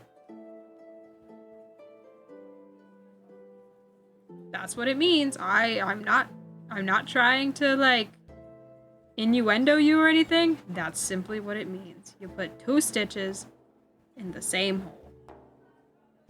Got it? Good. Don't Ayo the chat. Listen. I'm making sure the chat knows what the filter is filtering. It is currently. I think I turned it on at some point. That was a thing. She's AOing herself. Somebody has to. Somebody has to.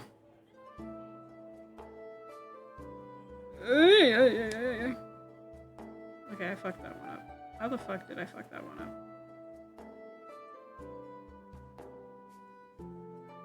So every like 1 stitch. Hola, ¿estás tejiendo?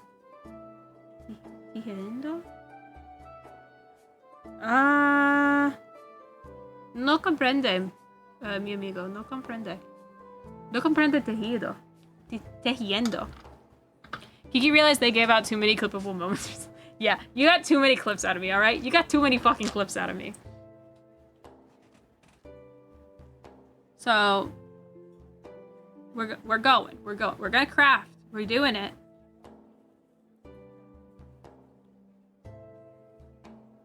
Over and through.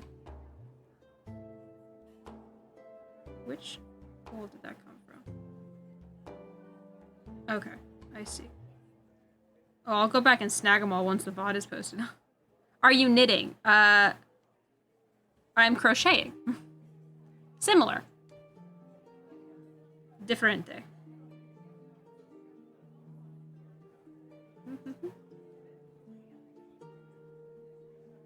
Eso es crochet.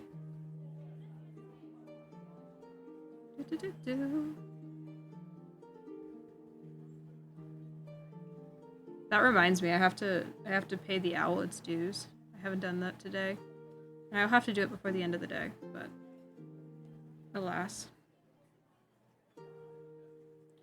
The urge that I have to go bother James and just like show up at his house. I know that he's probably done with fair by now. And I want to go bother him. But I also know he needs sleep. And I'm a late night owl. So I will in fact be keeping him up. If like not in a weird way. Not in a weird way. Like literally I'll just yap at him all night. And that will be it. The owl god demands its fealty. It may. Listen, it might. ¿Te pareces mucho a un primo mío? Un momento, por favor.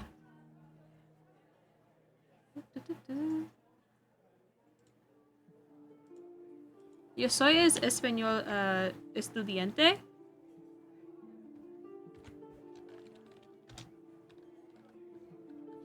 Pues, yo hablas inglés, but estudiar español. Estudiar hablo español.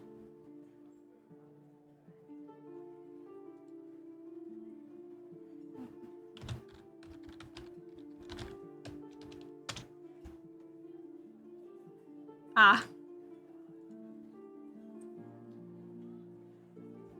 Un poco.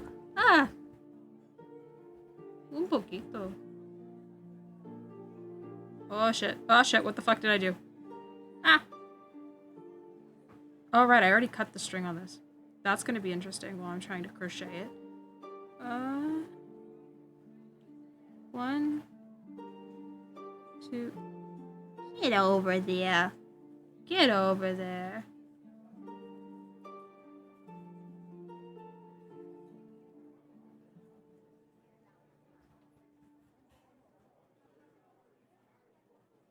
¿Tú es bonito?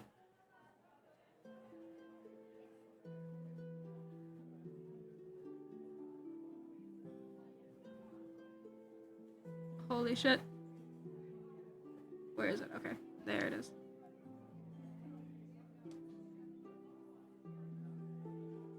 Eh.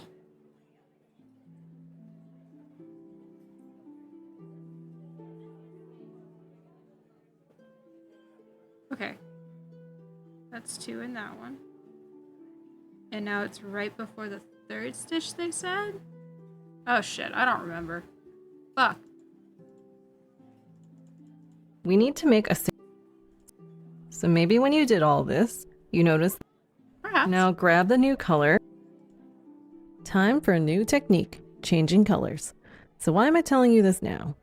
That's because when you change colors in crochet, you need to introduce the color, the new color, in the stitch before where the pattern says to change that color. So what that means for this pattern in particular is that for round 2, you're going to make the first 3 increase stitches and pause before you start that 4th one. So at this point, it looks like you've got 6 V's along the rim, starting with the one marked by the stitch marker, ending with the one that the loop on your hook traces back into. And you should have 1 horizontal V between the hook and the stitch marker. Okay, I've done that. So first things first, make sure that the right side of your piece is facing out. Remember, the right side is the side that only has horizontal V's. This is the wrong side. It's got some horizontal bars. So just flip your piece inside out if you see some horizontal bars, and you'll have the right side facing out. So for this last stitch, before you get to the point in the pattern that says you should change the color, you're going to do most of the stitch like normal. In this case, it's an increase stitch. So make your first single crochet in the next hole. Then start the increase stitch by putting your hook back in the same hole, yarning over, pulling through a loop so you have 2 loops on your hook. Then you're going to do most of the stitch like normal. In this case, it's an increase stitch. So make your first single crochet in the next hole. Then start the increase stitch by putting your hook back in the same hole, yarning over, pulling through a loop so you have 2 loops on your hook. Then pause. Now I'm going to demo using blue and orange yarn. Okay. blue and orange yarn. I have the other yarn.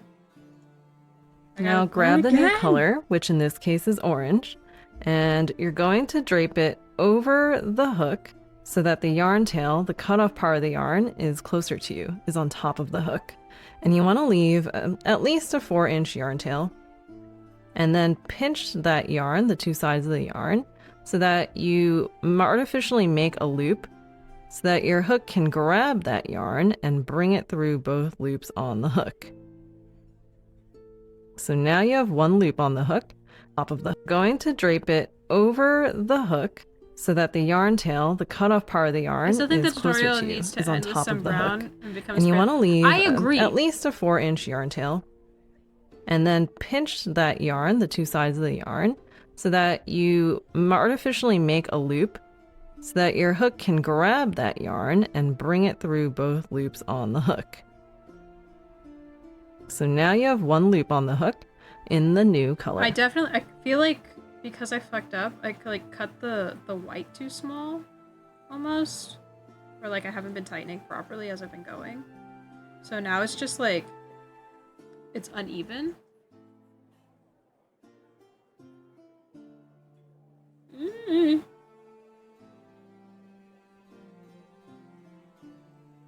Okay.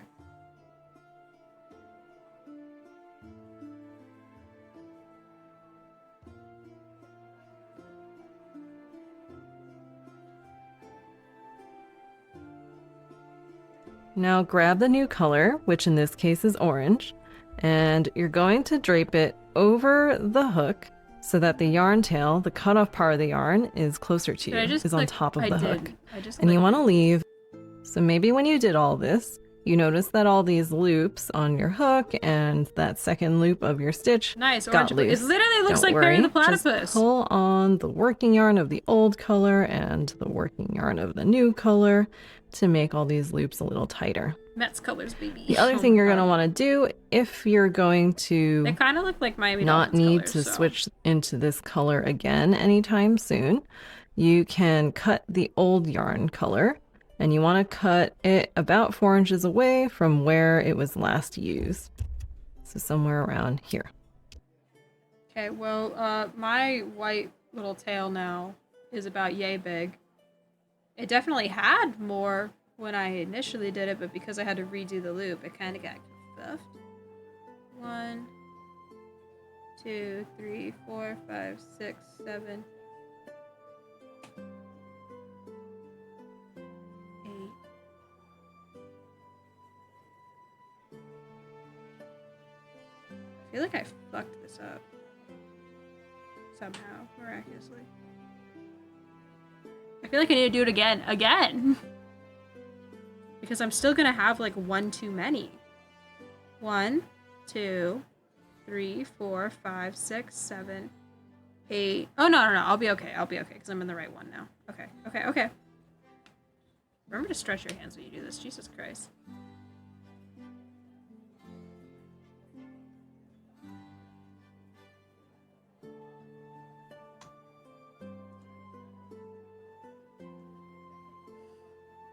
Not the baby mama do stuff clip. I see you. I see you in the clips chat. I see you. Alright. Made a friend in high school because Mets and Gators have the same colors. I have friends who are Gators fans too. Nice. Was nice for Pete Alonso. He didn't have to change his color scheme. So maybe when you did all this, Yeah. you noticed that all these loops on your hook and that second loop of your stitch the boys are talking got loose. sports. Don't worry, just pull on the working yarn of the old color and the working yarn. So now that you've introduced the new color, all the other stitches you make are now going to be in this new color, which is exactly what the pattern wanted. But you might be feeling like it's a bit of a delicate situation right now. So we need to crochet over the yarn tails to make everything more secure. So hold on to the working yarn of the new color, Hold on to me, and then baby, stick your hook in the next stitch, wherever it's supposed to go. And we put it under the V, like normal. But here's what's different now. We're going to lay the yarn tail of the old color and the new color on top of the hook as well. So now it should look like you've got 5 strands of yarn on the hook. And then you pull through. We need to make a single crochet stitch. So yarn over and bring that yarn under the 4 strands of yarn at the top of your hook. So under both yarn tails and the hole that the hook just went through. And so now you have pulled up a loop in the new color and you have 2 loops on your hook in the new color. Okay, now I have the right number of stitches. So now I have 1, count this with me. 1, 2, 3, 4, 5, 6, 7, 8, 9. Wait, no, fuck. What do you mean? What do you mean 9? No, that's not right. 1, 2, 3, 4, 5, 6, 7, 8. I have 9! What the fuck?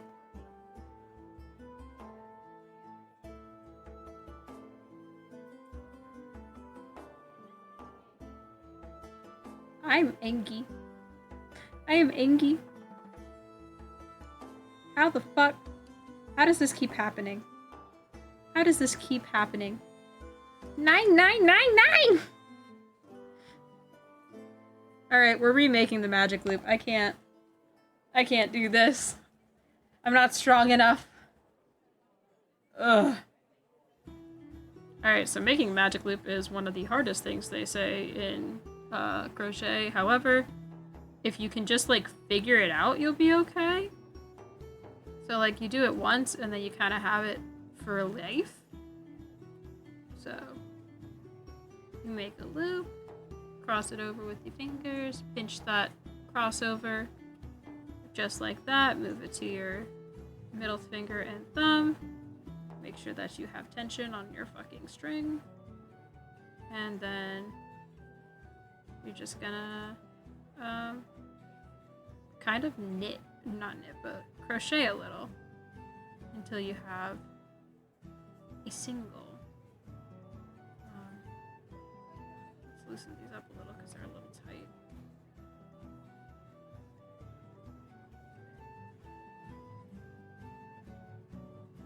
Because chances are I fucked up something with my magic circle, and that's probably what happened.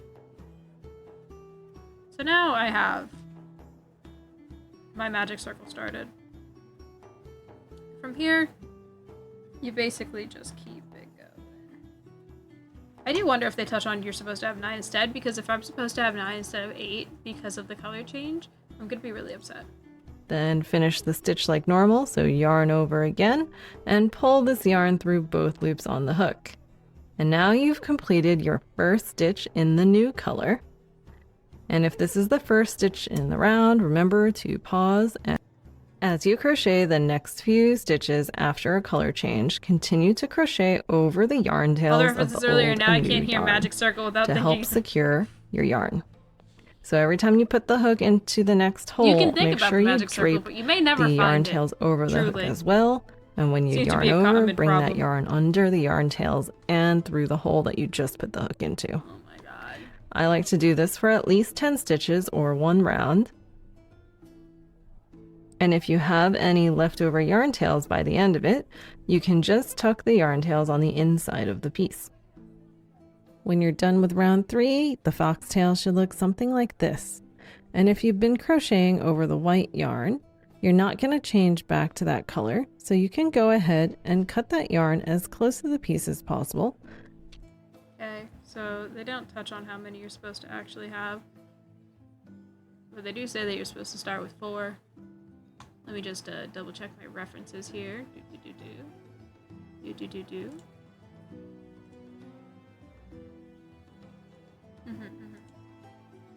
Scribd, my beloved. I did the snout. Oh, was I supposed to sew the nose on before?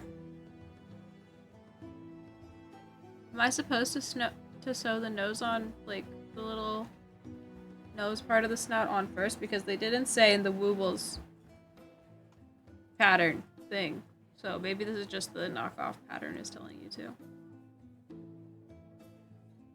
It's fine. Don't worry about it. Anyway. with white yarn, 4 single crochets in a magic loop. Okay, so we're gonna do it, chat. I believe in us. And that's it. Okay? Believe in us. Not just you, not just me. I believe in us. We can do this together.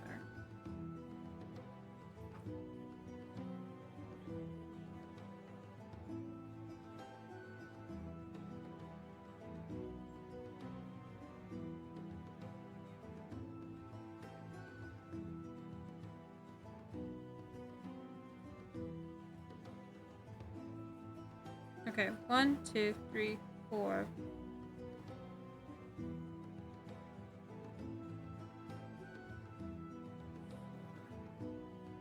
And I'm taking right now. So what they have these in the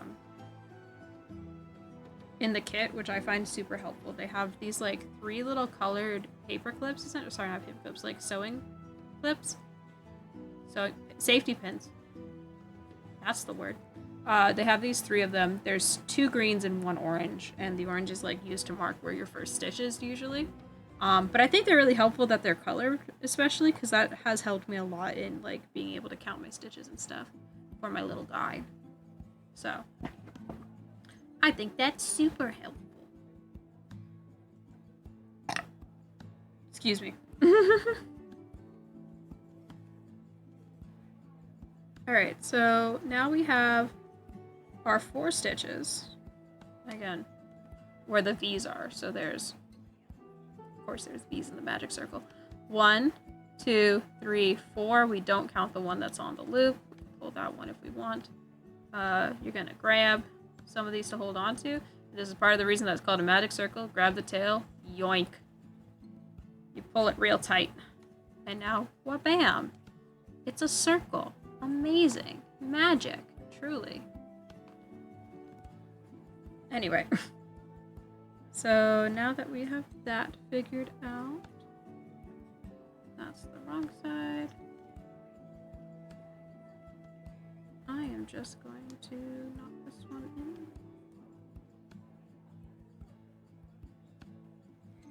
Wrote down what you said to me, baby, but I still can't figure out.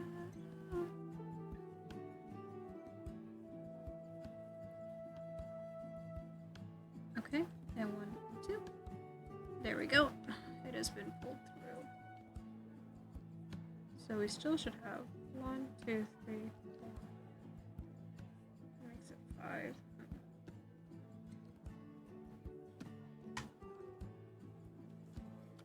I'm gonna go back real quick. It's time to learn how to start. As you can see, there's a small hole in how to make a magic loop. Yoink. The magic loop is a common way to start round things because there's no hole in the middle of this piece. 1, 2, Because 3. plushies Shut up.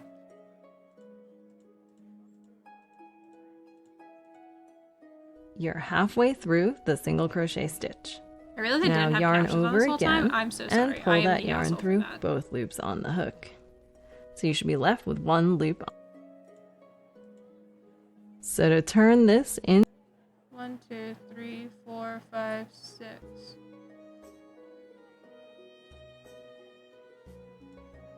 Oh, fuck. the magic loop. So to turn this in, able to pull this all into a circle where there's no hole in the middle. Ta-da! Here is your magic loop. Okay. And then if I... And just like we did with the first stitch of every round that we made in the body, we want to pause and pick up the orange stitch marker and put it in the first stitch that we just made, because this is the first stitch of round 1. So that is the first. So tilt your piece to look at the rim, look at what V the loop on your hook traces back into. That is the V that you just made, the first stitch you just made. You can now I'm take never your gonna be hook able out to by the start way and crochet. make this easier. Stick your orange stitch marker under that V so that now you know where your round starts. And now we're going to repeat what we just did with putting a single crochet stitch in the And just like we did with the first stitch of every round that we made in the body, we want to pause and pick up the orange stitch marker and put it in the first stitch that we just made, because this is the first stitch of round 1. So tilt your piece to look at the room, look at what V the loop on your hook traces back into. That is the V that you just made, the first stitch you just made. You can take your hook out, by the way, to make this easy. Hold on, Loco. Okay, now we are ready to create a single crochet stitch. This is the first single crochet stitch of however many single crochet stitches the pattern says to put in the magic loop. So we want to put it in the first chain we made, which is the one that we marked with this green stitch Get marker. back to Kiki being a So modest pull streamer. the Good. green stitch marker so it gets out of your way, Oh god. and then stick your hook in the hole. I So we're wouldn't going be to so do a sure. single We are crochet sticking hooks stitch in like we holes. have been. The only difference is that when you start, it looks like you've got 2 strands of yarn on the hook this time. So yarn over, bring the yarn through the hole that the hook just went through. So you've got 2 loops on your hook. Yarn over again and pull through both loops on the hook. And you've completed the first single crochet stitch. I feel like I fucked up. I feel like I fundamentally fucked up, and I'm confused on how. Now you're going to make what's called a chain stitch. So the green stitch marker and use it to split that V, Yeah, that's crazy. like so. I just hope you are burning up in the sweater. Last time I remembered you live in Cali, right? No, I'm in Florida. It is hot, but I keep my room cool because of that. So my fan is currently on, and I'm chill. This is actually helping me stay warm. Even worse, yeah, the air is soup. The air is soup. All right, so what I'm gonna do here is honestly. Now This we're will going to make a probably second PG-13 chain or stitch, R-card so for stick your hook back Puritans. into Yeah, this loop. probably. Remember to put it in so that if you pull on the yarn connected to the yarn ball, the piece of yarn that's moving is the one that's closer to you. All right, I'm gonna just do Pull it something just that's tight enough so illegal, I that think. this loop on your hook is the size of the I'm tip of gonna your pull out hook, one of the loops. and then wrap the yarn around your hand again like normal. This time you're going to hold on to the stitch you just made on that stitch marker with your thumb and your middle finger so that you have more control over everything, and do another chain stitch. So that again is a yarn over and then pulling that yarn through the loop that's on your hook. So you should have 1 loop on your hook.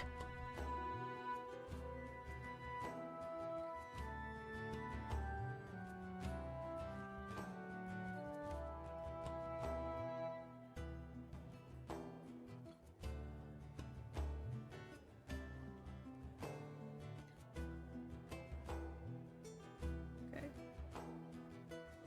I am a Floridian, so I can say it. Well, yeah. I'm a Ohioan. Help. I'm so sorry. That's rough, buddy, is the correct response. Okay. 1, 2, 3, 4.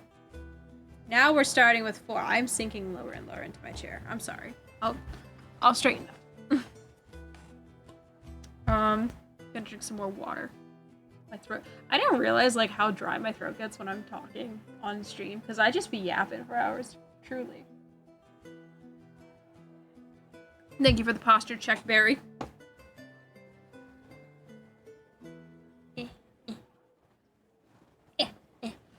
Oh no, my modesty. There we go. All right. I did it.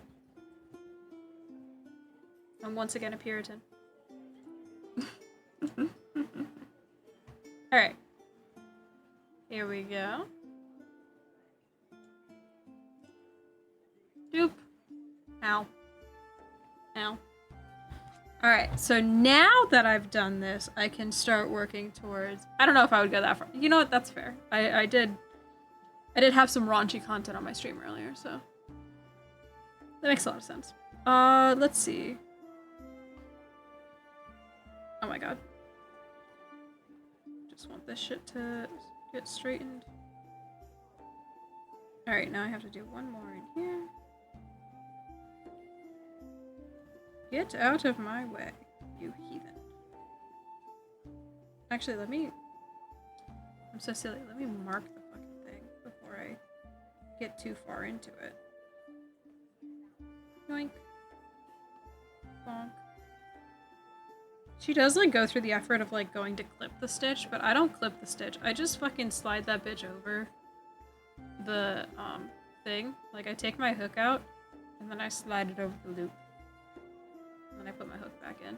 So, anyway.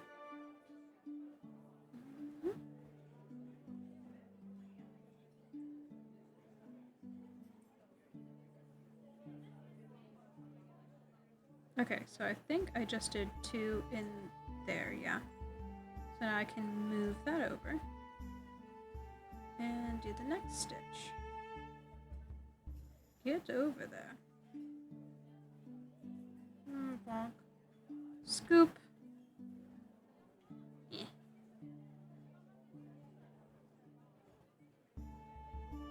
It is just like really satisfying, like once you get in the groove of it. Like you see how like my wrist and stuff is moving, and like that's just something about that is so oddly satisfying. Magic circles.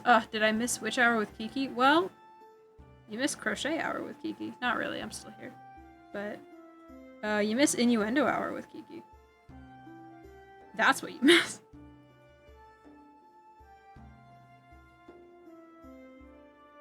Okay. Once again. Doing this. Oh, hold on. I fucked up.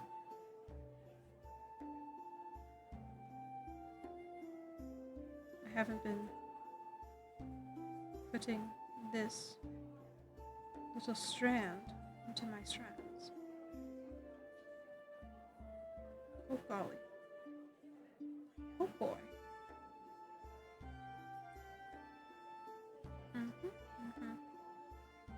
We can make another innuendo hour on another stream or in a voice chat. Those can happen anytime. They can happen anywhere. As we said before, my filter is only on like 15% of the time.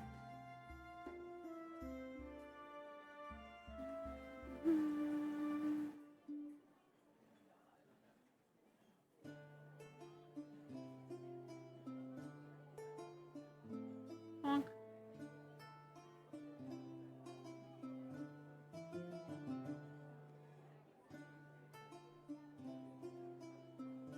There we go. Keep this over here.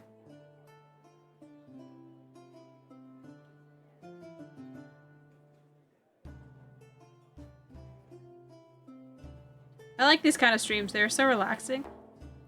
Oh, buddy. Oh, buddy. I understand you just got here. Hello. Hi. Welcome in, Saffel. I've redone this magic circle multiple times. But if you're looking for me to be calm and relaxing and stuff, you might find a little more chaos than you're expecting. I'm not trying to scare you. I just want you to be aware of what you're getting into. So, like, yes, we are crafting. We're chill. But we might also just be a bit chaotic. So, this is a lull. This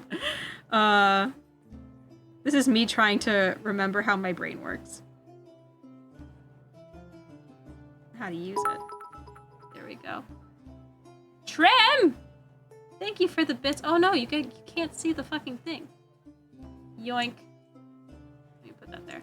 Kiki is not relaxing. They are chaos incarnate. Also, I'm saving for that Alt F4, especially during a high intense game. Why do you hate me? Why do you hate me, Trim? I thought we were friends, bro. I thought we were friends.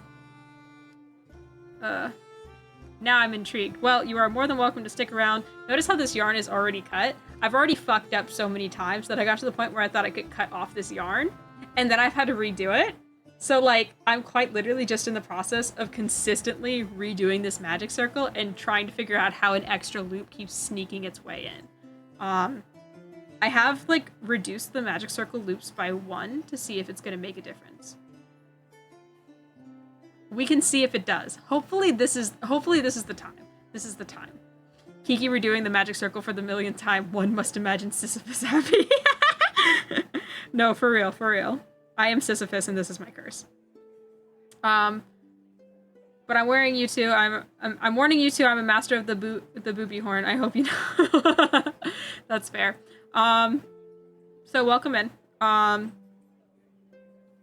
have not been crocheting for long. I am a long time like crafter and cosplayer. I've been cosplaying for 15 years now. God, that's so long. we're a variety stream. We tend to play games. We have fun with chat usually. We just hang out. But as of recently, and recently being Friday at 1 a.m., I got really into crochet. So I made this little guy like last night, and I have to finish him. We have to do his little tail and his ears because he's gonna be a fox. He's gonna be a little fox when we're done. He's so cute. Anyway, longtime crafter and chaos player. Yeah, yeah, buddy. You know how it is. Yoink! Oh no! I yoinked wrong. I yoinked it away. All right.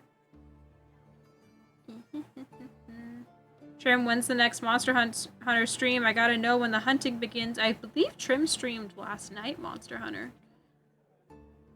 You gotta be there, bro. Be there, be square. Bold question, where are you from? It's 2 a.m. here? I am from Florida. It's currently almost 9 o'clock. Also, you skipped over my super heartfelt message. Where was your heartfelt message? Hold on. Where was it? Oh, I don't hate you. I love you. We are buds. Lol. Yeah, no. Very heartfelt. Much wow. How did I... Hold on. I've made a knot. How? How did I do this? One must imagine Sisyphus happy. One must.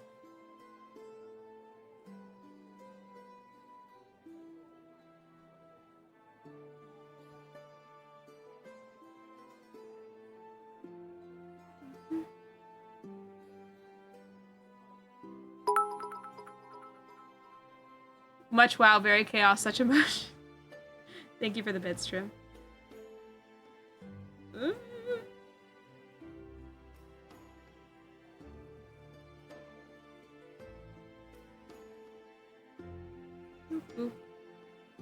Doop-a-doop. It's really hard when I don't have, like, the extra long tail. Like, doing it just with one tail is, like, giving me fucking cramps in my hand. Also, hello, everyone. Welcome in. I just glanced up and realized that we have new people in the chat. Hi. How's it going? I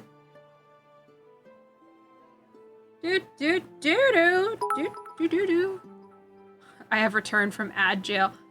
Trim, you're stuck in ad jail? I'm so sorry, my brother. I really wish that there was a way for me to just be like, hey, my mods don't get ads. Like, it would be so silly. It's really silly to me that fucking that Twitch has it in which mods get ad breaks. Like, yes, I'm getting the revenue and stuff, but also they are my mods. They have to be involved. It's so dumb.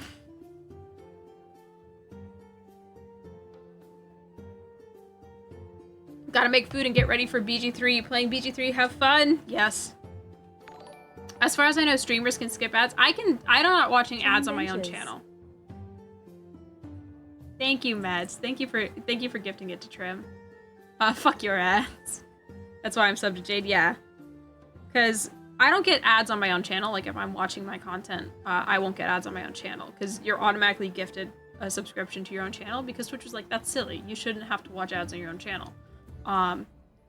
But streamers can skip ads. I can skip it if I'm controlling it. So, like, if it's a schedule ad break, I can push it away. And it will warn me when there's about to be, like, a 90-second ad or something. But if it's, like, pre-roll ads, like the ones that you get when you just join in, I can't control those. Yeah. Hello, Rob. Welcome in. It's a max of 3 times. Yeah, you could skip it up to 3 times, and it's not a skip. It just kind of pushes it to another time. Where was I with this fucking stitch? How many am I putting in here? I'm trying to make sure I'm doing the right amount of stitches. I keep worrying that I'm not. How many times is Kiki gonna redo the same stitch? The answer may surprise you.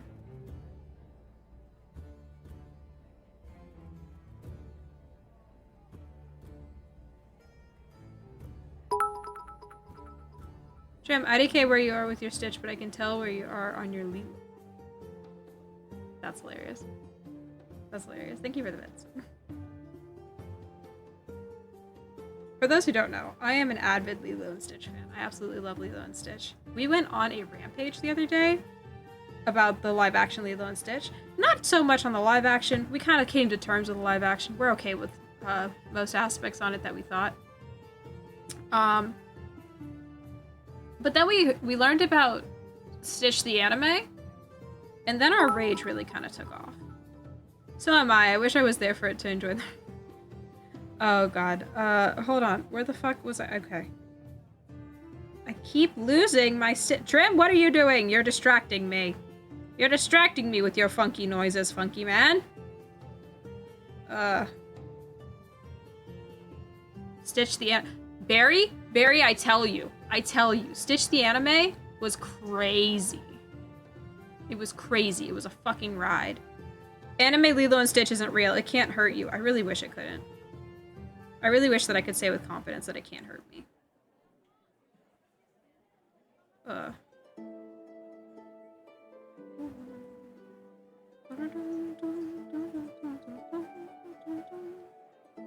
god, oh god, oh god. I'm sorry I brought this knowledge into y'all's life. It had to. You had to do it. The live action looks fine, but I need to see more of the menace from Lilo and Stitch. The menace from Stitch rather than him being cute, and I need drag aliens as well as Chaos Leo. I'm okay with the amount of menace that we have been shown of Stitch. I'm like, okay, he's a little gremlin. I can respect that. I need to see Lilo decking Myrtle. I need to see that girl beat another little girl's ass. Like, I need to see it. I don't know what a Lilo and Stitch is, and I'm too afraid to ask. Rob, you don't know what Lilo and Stitch is? Hold on, where's my little guy? Where? Did I put my little guy away? My little Lilo and Stitch guy. Hold on.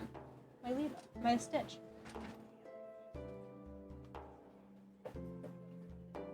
I found it! Okay. So Rob.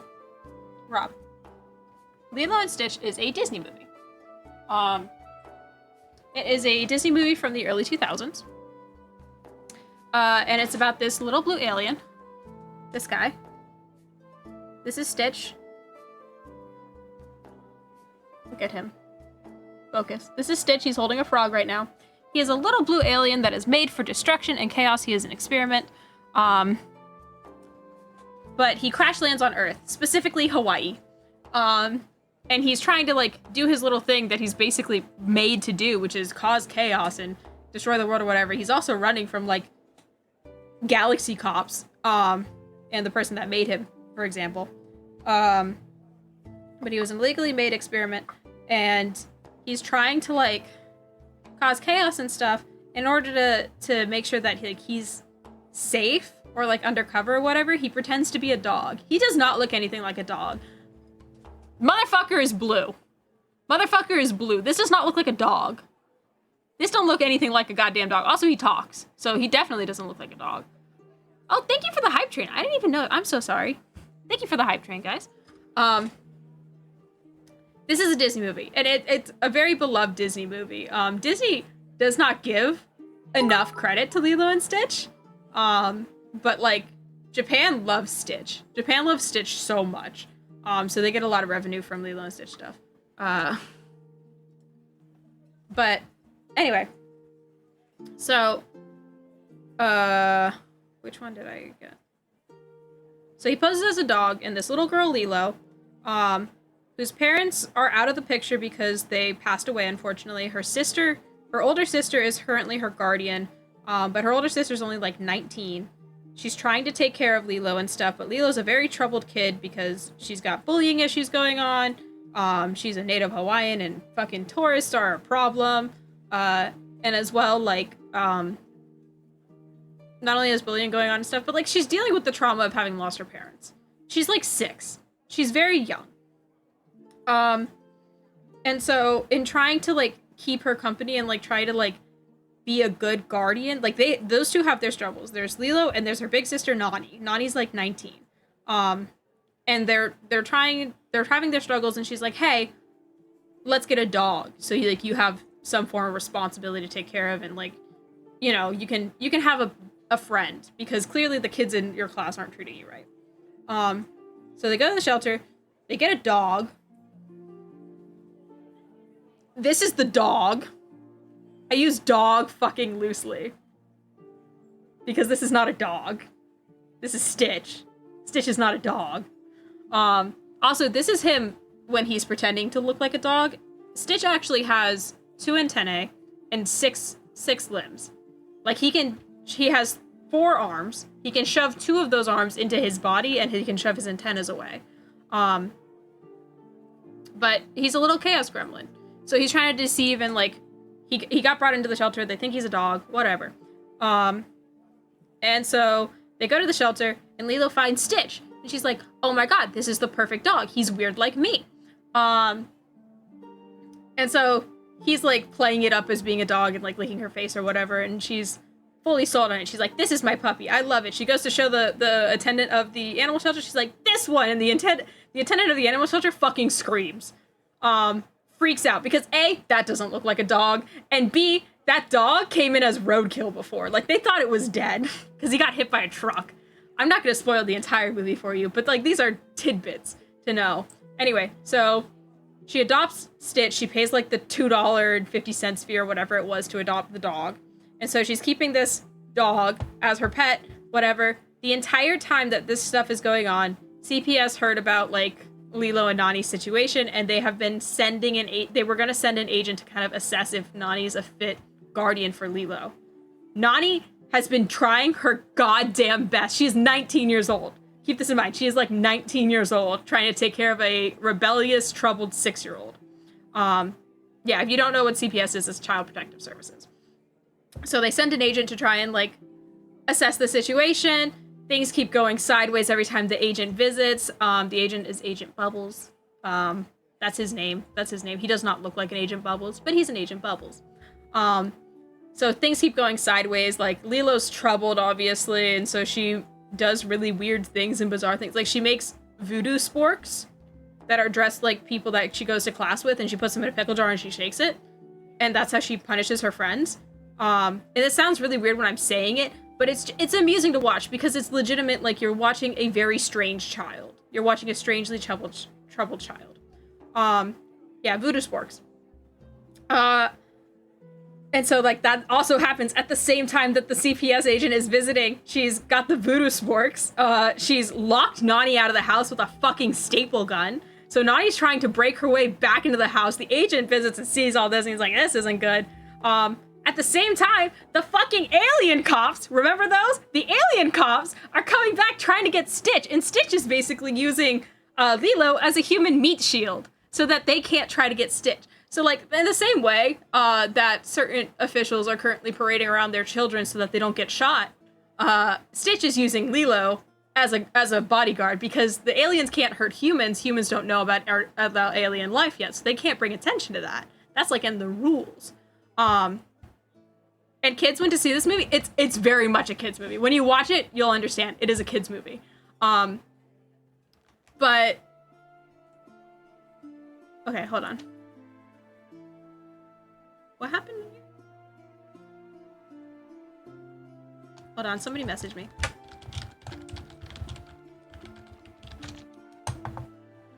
So this kid's this alien Stitch is using Lilo as a human shield. He's a very naughty little dog because he's made for chaos and destruction and stuff like that. And so Lilo's like, hey, you're kind of fucked up. Like, you're kind of a little gremlin, so we're going to teach you how to be a good citizen. And in doing so, she's kind of, like, healing her own, like, trauma, and, like, it's keeping her out of trouble. So she's trying to train Stitch to be a better person, and in doing so, she is actually, like, affecting Stitch in their time together. He's becoming, like, a better little gremlin. He's not being as chaotic, as cruel or whatever. Like, the exposure to humanity really was helping him. And so he's becoming, like, very attached to Lilo and her family and stuff, and he, like, this is his family now. And Lilo's like, this is my dog, and I love him very much, even though he's a little fucking weird like me. So it goes through this entire story. It gets to a climax in which, like, the alien like, Stitch and Lilo, I think, had a fight or something like that. So Stitch left to give her space. Nani figures out that this dog can fucking talk and isn't right, and she hits him with a chair or a baseball bat. I can't remember. It happens, though. But in the climax of the movie, the aliens are trying to capture Stitch because, again, he's an illegal experiment. He's meant to be destroyed. Like, they can't have him loose in the universe because he's not supposed to exist. The way you describe it, it doesn't sound like a kid's movie. When I describe it, this is literally shit that happens in the movie. It's just a wild movie. But it is fun. It was a branch? Okay.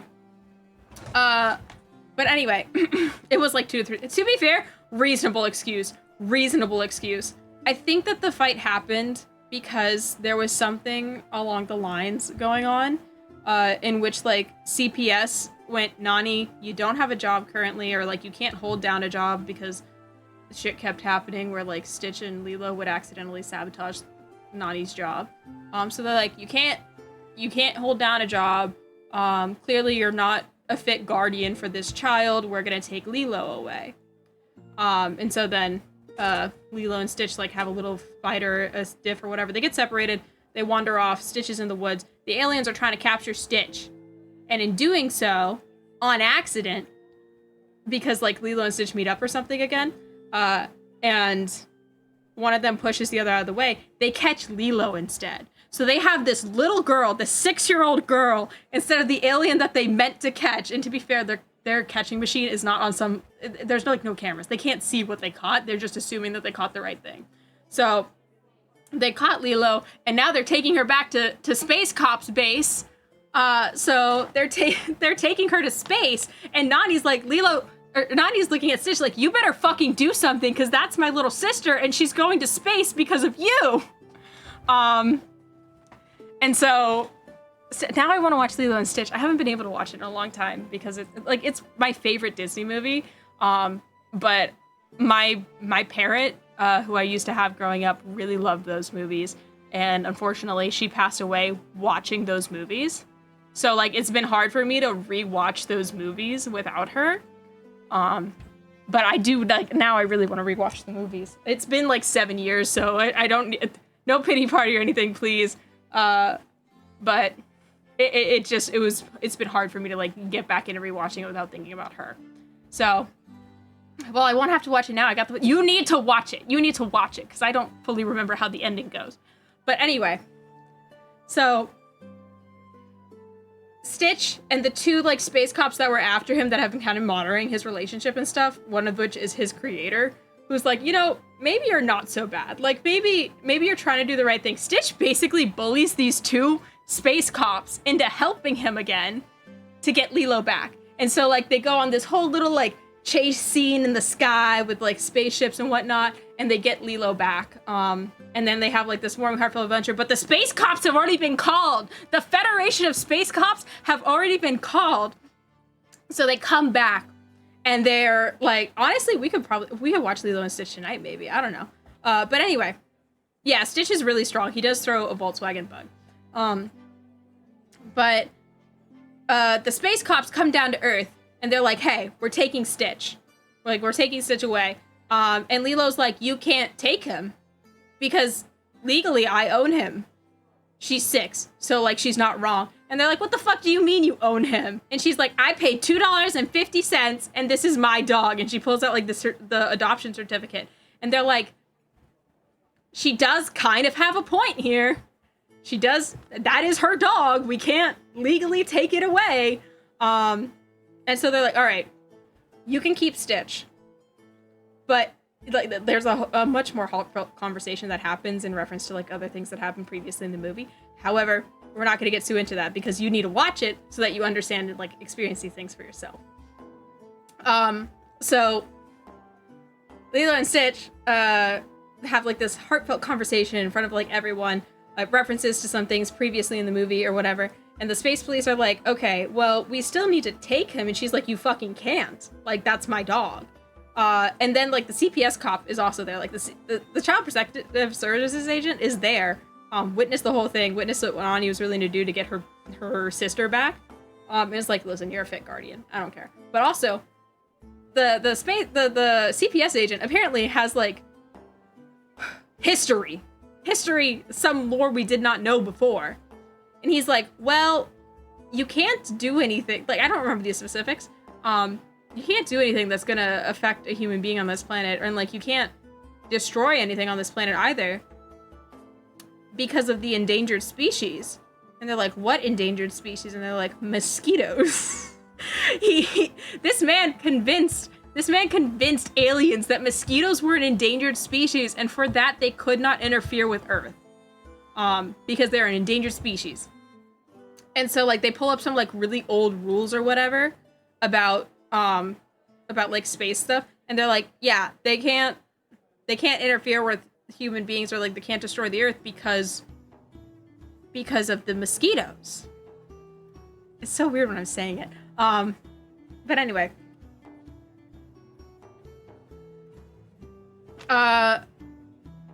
They do talk about it early in the movie that like one of the space cops is excited to go to Earth because he wants to observe the rare and nearly extinct species of mosquitoes, which is just mosquitoes. And it becomes a theme, but then you realize at the end of the movie that the CPS agent is the one who started that rumor with aliens that mosquitoes were an endangered species, and that's why they can't fuck with Earth. And so they come to the conclusion, one way or another, I can't exactly remember. I'm sure there's a lot of heartfelt things that are spoken in that moment, but I can't remember. So they come to the conclusion, okay, Stitch can stay with you, Lilo. That's fine. We will send, like, resources if you need it. We'll rebuild your house that we fucking destroyed because that was kind of fucked up. We're gonna rebuild your house. We're gonna make sure you have what you need. But these two space cops, one of which being his creator and one of being the other space cop who is really interested in mosquitoes, are gonna stay here on Earth with you to monitor him. And that way, if anything happens, you know, they can take care of it. And everyone's kind of all buddy-buddy at this point because they had bonding experience. They're like, yeah, sounds good. So then, Lilo, Nani, the two space cops, and Stitch now live in their freshly renovated house that was paid for by space cops. And they all live happily ever after, and there's, like, 2 or 3 more Stitch movies after that. Stitch 2, Stitch Has a Glitch, is the saddest movie I have ever seen. It has done the most emotional damage to me as, like, well, probably not the saddest movie I've ever seen, but it did the most emotional damage to me as a child, and that one I will not be able to rewatch. But it is a weird Disney movie. It's a good weird. It is very much not like the normal Disney movies because it's not like princess and stuff. It's 2D animated. Originally, in the climax of this movie was meant to be released in like 2002, I think. So it was being worked on in 2000 and 2001. They initially had one of the big spaceships crash into some of the skyscrapers that were on Hawaii. And that was part of like the climatic chase scene was like, hey, we have Lilo and we have Stitch back, but unfortunately we lost an engine and we're crashing. And in doing so, they took down those towers. And then 9/11 happened while they were still in production of this movie. So they were like, we cannot have in this movie a plane-like object crashing into 2 skyscrapers when a lot of trauma just happened. So they like reevaluate, they remake that scene, that piece of the chase scene, so that it's not weird when you watch it. Like, it doesn't feel like they skipped around. It's just a different plot point than what they initially had planned. But there is a fully animated scene of a alien spaceship crashing into 2 identical towers. So instead they flew through 2 mountains, instead of 2 towers. The original Lilo and Stitch was 2003. Stitch 2 was in 2000. Yeah, it was early 2000s is what I mean to say. And because it was animated, it was taking a long time to make because they actually took time with their movies back in the day. But they were hand drawing it and stuff, and they were almost done with this movie, and then they had to push it back a year because they had to reanimate that scene. The deleted scene is in the Discord if anyone would like to see it. It's somewhere in there. I think it's in memes. Yeah, it's in memes. Oh yeah, no, it's not a spaceship, actually. It's a plane. It's a plane. It is actually like a 747 Boeing plane that they took over. And it crashes. It crashes into 2 towers. Or it goes like right through them. I can't remember. Yeah, hold on. I'm watching it right now. They're going through skyscrapers.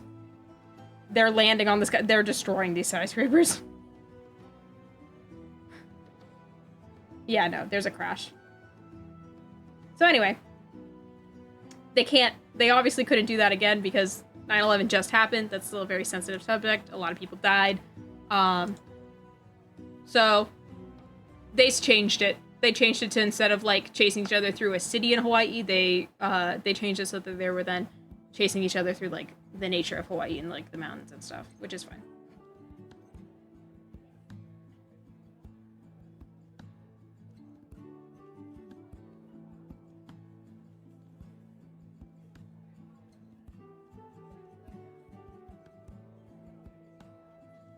What happened?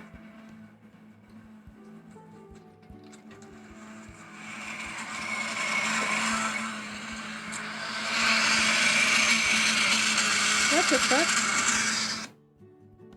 Oh no.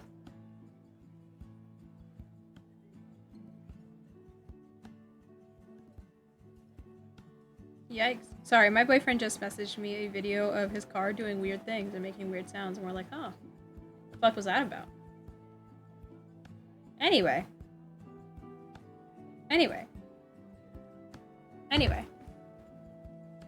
That was your synopsis of Lilo and Stitch. I hope you enjoyed it. It is a great movie. I do highly recommend, if you're interested, to go watch it yourself. I'm sorry if my ignorance on the subject derailed your stream. Please continue with what you're... You're fine.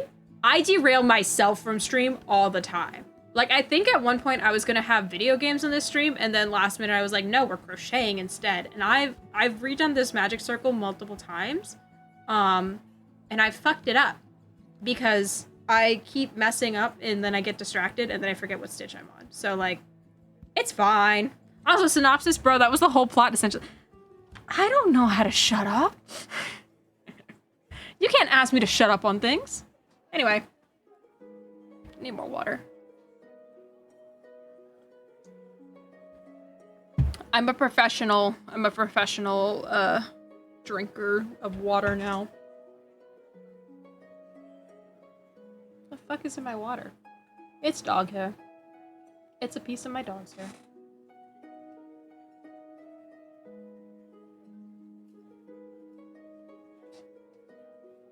There we go. Can I ask what you're making? You absolutely can. So this is my little guy. His name is Felix. I'm making him a tail, and then I have to make him ears. This is what he's gonna look like when he's done.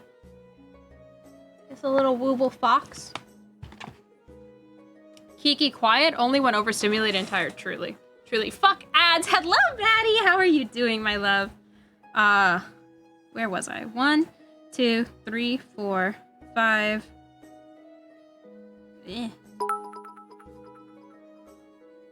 Mats, thank you for gifting a sub to Maddie.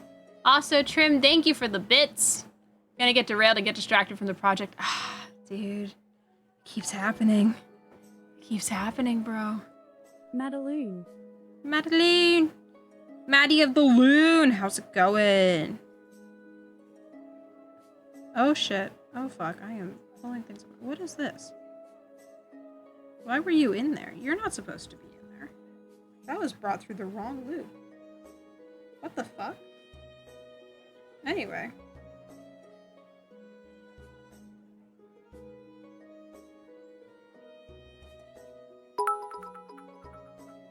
Shut up and take my money. I'm not complaining about your money! I appreciate it! I need to get to Australia. Speaking of getting to Australia, Maddie. How are you doing, cutie? How are you? This is the bitch I'm gonna go see in Australia, and I love her very much. This is my international wife. We love her. She makes great D&D content. What's in Australia you're trying to see? Miss Loon. Miss Maddie of the Loon. It's fucking hot. Well, I'm glad I'm not going in the summer. It's hot. Yeah. Little Miss Loon is one of my closest friends since doing content creation. She's a fantastic DM for Dungeons & Dragons, if you're familiar. If you're not, I recommend checking out Dungeons & Demigods, or her new campaign, Chains of Modius, which airs on Sundays on her channel. So you should go check it out. But also, she's just great and she's fun overall, and I love her. Shut up. I don't think I will. I think I'm on Love My Friends juice. So.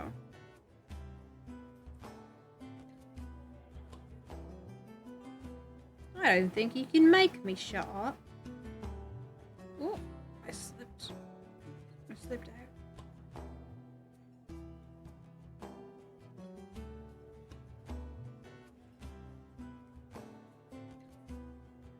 You're an incredible DM. No. No, you, sweetie. Damn. I saw the Dungeons and Dragons movie that came out recently. It was the closest I ever got to it. The Dungeons and Dragons movie does a really good job of portraying Dungeons and Dragons. It's a fucking good movie. The Jarnathan, like, continuing motif of just there being a Jarnathan is the epitome of, just chatting Shubers shouldn't shut up. It's just their job to talk, truly. Truly. With Kiki, if they ever played with me. This is where I'd play D&D with Kiki if they ever played with me. I'm sorry! DM something, I'll play. I don't... Hold on. Where the fuck is my string? I don't DM on Twitch very often. Typically when I do, I'm running it on other people's channels, which I will also be doing this summer. We're DMing for Longshot for the summer. I want to play D&D with you. Guys, there's this wonderful thing in my server called Looking for Game in the D&D chat on Discord. There's one called Looking for Party, and you guys can make up one-shots and like stuff and run it with each other there if you want. Like, that's just a place where you can call out people and be like, hey, I want to play D&D. And you can do that. That's completely fine. Please, I encourage everyone to play D&D. It is fun. If you need help getting into D&D or if you're interested in D&D and you don't know where to start, I would recommend watching an actual play, which is, imagine actually community amount, not with these or whatever, it's truly. I would recommend watching an actual play, which is where you, kind of like the name gives away, you watch people play D&D. And how the fuck did I, oh no, I'm tightening a knot, hold on.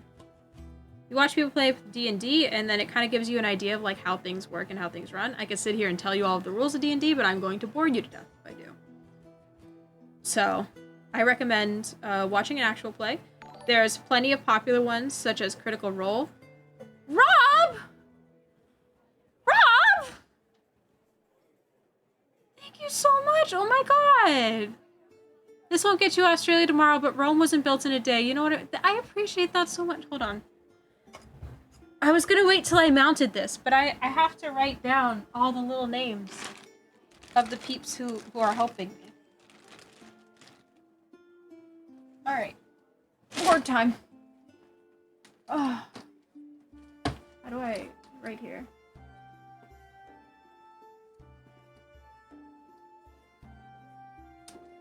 I wrote that wrong. I misspelled it. Hold on. Don't mind me. Don't mind me. I'm fixing it. I'm fixing it. Thank you so much, Matt. Thank you so much, Rob.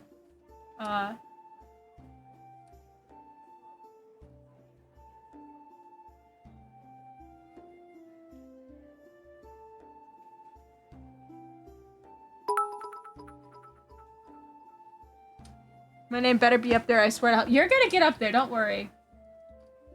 Okay, so... let me write down all the names of people who have helped. Because I'm trying to... if I forget that you helped, please correct me. I got Metz on here. I got Trim on here. I got, I believe, DB. You donated as well, yes? Correct me if I'm wrong.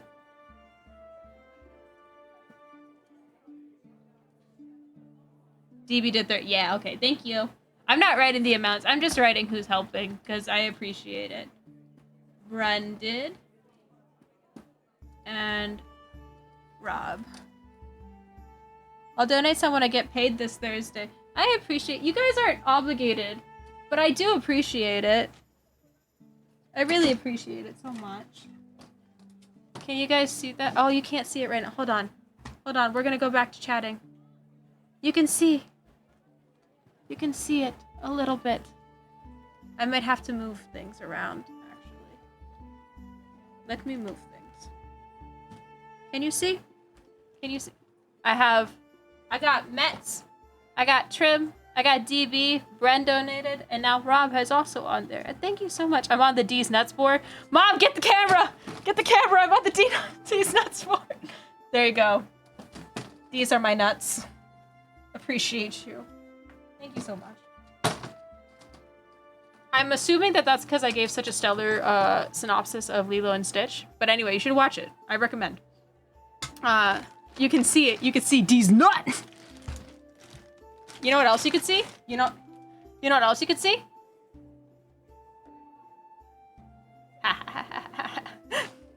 Anyway. Thank you. I appreciate that so much. I'm a gremlin, Your Honor. I'm just a little grem. Yeah, this is gonna be mounted on the board. The next chance I get, I'm gonna mount this on the wall. I have to remember where like the supporting infrastructure is, so I don't nail into shit. But this is gonna be mounted on the wall, and then we're gonna have like teacher time, where I just like do little teacher things. Opera is dying on me. Oh no. So, that's that. Why don't you stay on my shoulder? Stay up there. But yeah, thank you so much. Again, if you guys are having fun, if you like hanging out, you can join the Discord. It's open to the public.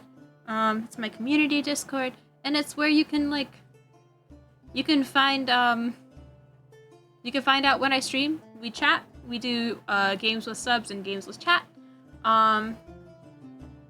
Yeah, you can just witness things happening. Oh, I almost spilled my water. That would have been bad. My work internet is dog water. That's a little concerning. Who put dogs in your water?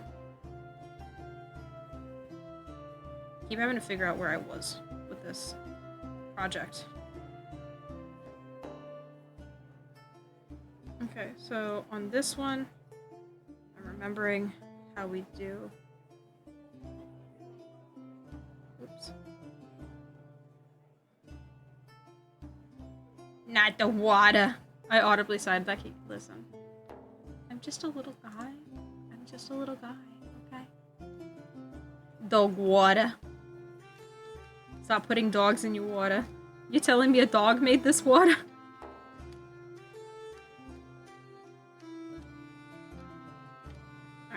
We did this.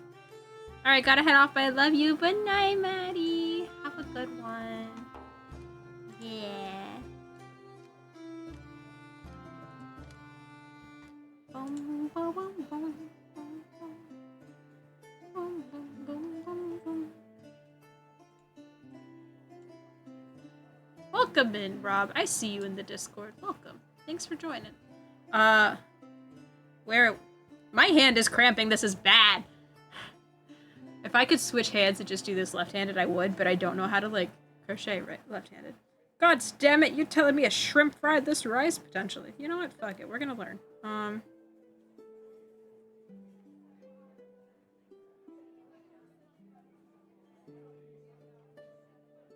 Okay, this is the working yarn.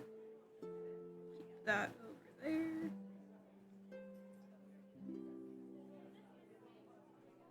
Yoink.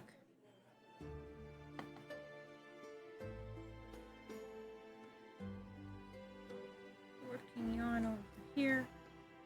Keep this over here. I am going to do this if it kills me. You might want to look into those hand sauce wrist guards while crocheting because of the idiot. Yeah, I might. I'm still waiting to go to a rheumatologist for confirmation on that. Because, like, I went to the doctor and they confirmed hypermobility, but, like, they did a blood test and they're like, it doesn't look like you have EDS based on the blood test that we did. That'll be $400. And I'm like, that's crazy. But anyway, so now they're like, but what you're experiencing is not normal. So we're going to send you to a rheumatologist. Yeah, I want to get some of the finger splints. They're really comfy, cozy ones. I have to pee. I'm just now realizing this. Yeah. It's fine, because I won't do it for long. Like, this is mainly hurting right now because I'm working with, like, such little yarn. My phone is at 11%. It won't last for the rest of my shift if I keep watching stream. If you're still on after 10 p.m., then I shall return. Hell yeah, brother. I cannot guarantee, but we'll probably still be going for however long.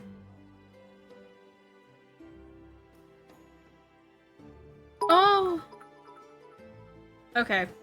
I don't have enough yarn to work with on this. Trim? God damn it! Thank you for the bits. God dang it, Bobby. Why is a shrimp frying my god dang rice? I just want fried rice, and what is this shrimp Twister doing on my rice? God dang it. Do I look like I know what a JPEG is? I just want to eat my fried rice made by a god dang human being. Jesus Christ. Alright. I'm gonna undo this. I'm just gonna... Honestly, I'm gonna leave it as is. I'm just gonna take it out. I don't need that anymore. This is just a waste of my thread because trying to work with that little tails is not working. So I'm gonna take a quick break. I need to use the restroom. I need to grab some more water. I recommend everybody also do the same. If you haven't peed today, go pee. If you haven't had enough water today, go get some water. Go eat some food. Take your meds if you need to. And we'll be right back.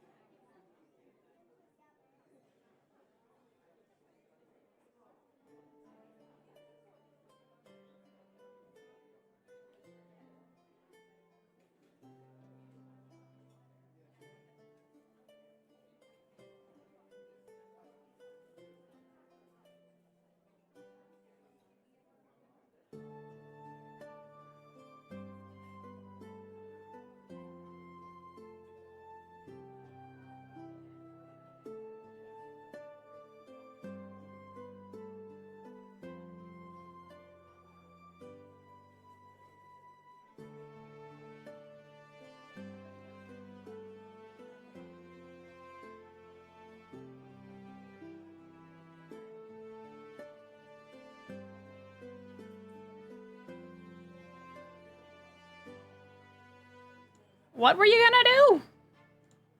What were you planning, Mets? Kiki might be dead. Okay, so I realized what time it was when I went to go get water and stuff. And then I was like, oh shit, I need to feed my dogs. So I had to stop what I was doing and go feed the dogs. So I was behind a little bit more than I was expecting to be, and I'm sorry for that. I'm sorry to keep you waiting. Terrible. I know. Ugh. We needed someone to find her first. Nothing. A little bit. I'm sorry. I'm sorry. I'd say send in James when he's a burial specialist. He's just gonna package my body and like prep it for war. War being the afterlife. Anyway. What were we doing? Oh! A fun thing that happened, because I went to the bathroom, right? I felt something like trying to trip me, and I was like, what the fuck is this?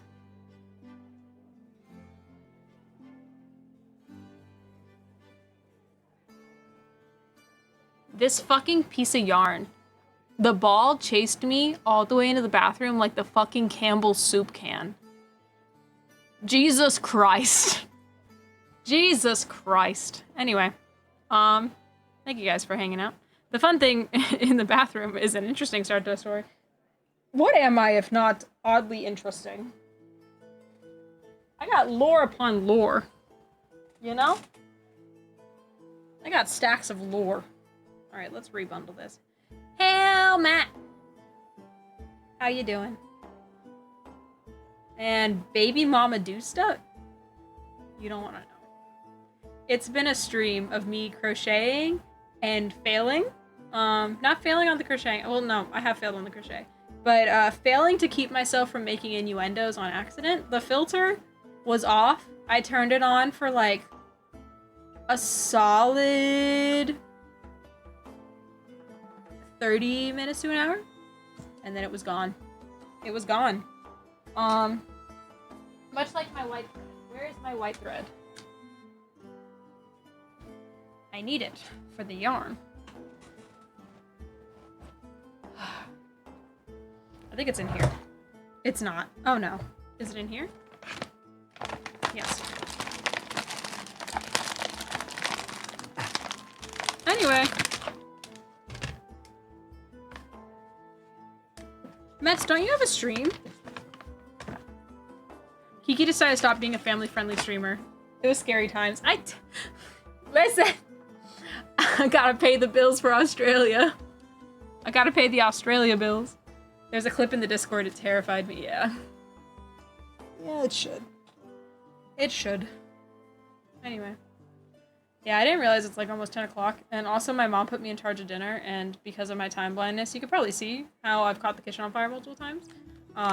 Did not realize what time it was. So I don't know if we're getting dinner, or if we're just gonna make leftovers at this point, because my dad is of no help unless I like walk him through what I need him to do. And I already don't know what I have to do, because I'm not a cooker baby. I'm ready. They are late. Ah, fair enough. Howdy, Durkee. Kiki made the stream very friendly, not very family-friendly, not fast. My stream cohort is currently in a family magic game. Oh, you're gonna be here for a while then. There was even talk about selling feet pics. Listen. Listen! I said I won't sell feet pics. That you'll know of. Because Met's made a good point. No one's seen my dogs. No one knows what they look like. Anyway, I'd like to eviscerate myself from this conversation immediately. They're out there. They might be. Who knows? Can I do a fucking magic circle? Can I get a magic circle to work for me, please? Oh my god.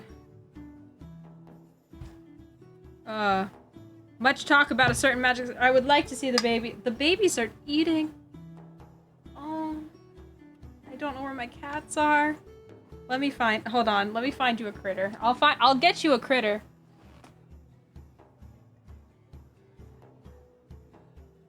Where's my cup?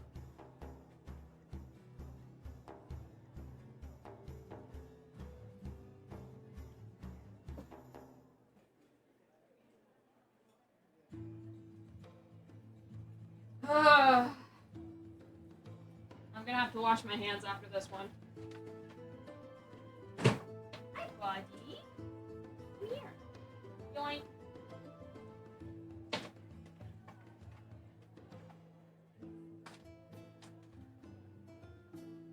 Here's a baby who's not eating. Hello and welcome to the stream, Jeannie. Can you focus, please? Focus on the turtle. Focus on the turtle. This is Jeannie. He's about 10 years old.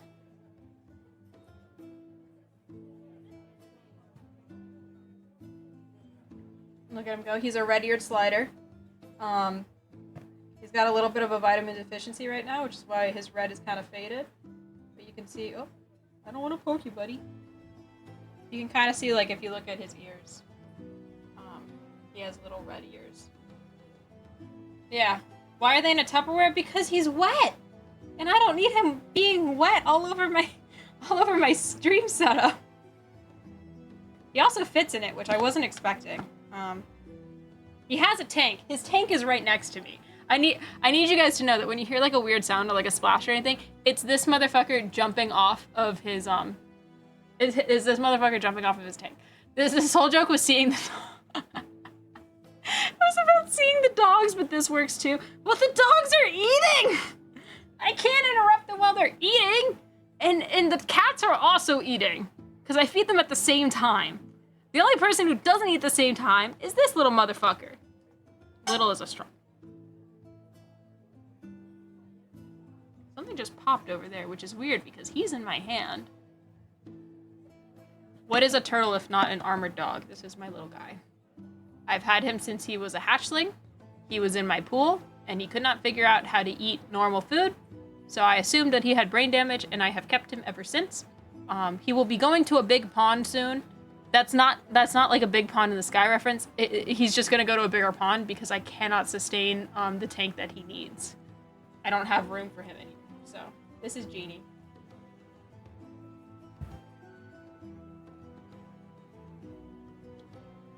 Hello and welcome to Turtle Does Stuff. Oh, he's dancing. He's snorfing you.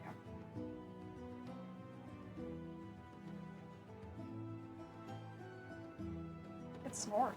Yeah, you can kind of see on his ears, right behind his eye, that little streak. It's supposed to be red, but he's currently having a vitamin deficiency because he won't eat the special food I've given him. So I have to find a different way to get it to him. He's very picky about what he eats. No, very fair. That wasn't the turtle. A big pond upstairs. Why are you gonna kill the turtle? I'm not gonna kill the turtle, not the big pond in the sky. It's not! It's not! He's not going to the big pond in the sky. He's going to a pond at my friend's house because she has turtles and she takes care of them in the big pond. And it's bigger than what I can have in my room. Like, he's already in a 30-gallon tank and he's too big. He's too big. Are you gonna snap at the camera? This is my little guy. Oh! I like that he bobbed his head after that. That was kind of funny. But yeah. His carapace is about 7 to 8 inches. And he's 10 years old. And he's named Genie after Robin Williams. And his iconic role, Genie from Aladdin. And I named him that because I found him in my pool like 2 or 3 days after Robin Williams died. So he's a little memento mori to him. And he's in pretty good condition, which I'm proud of because this motherfucker has stuck with me through high school and college, and I don't know how I kept anything alive that couldn't tell me it was hungry at that time, but somehow he did. So he stuck with me. And now I'm gonna do right by him and get him into a big old pond where he can be happy. We're gonna put him back in his tank now.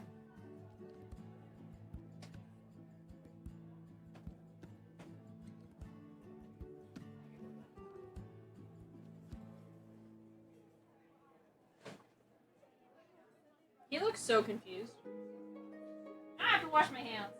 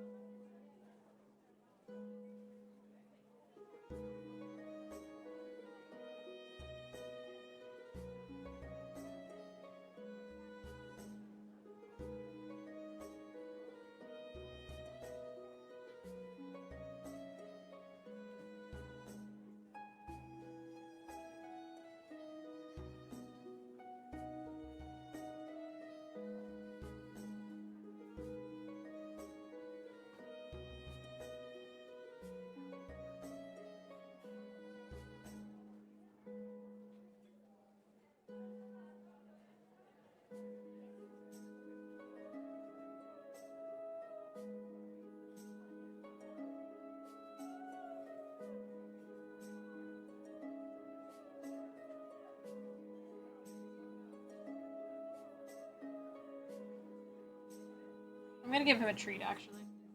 He deserves it.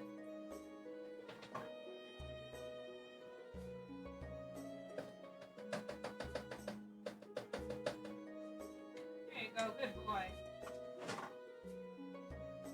My hand feels so weird now.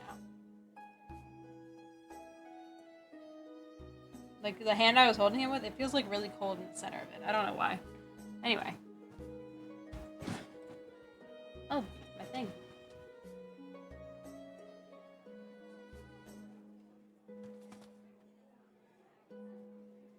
Nightbot chair stream, let's go. Pot of greed, pot of greed.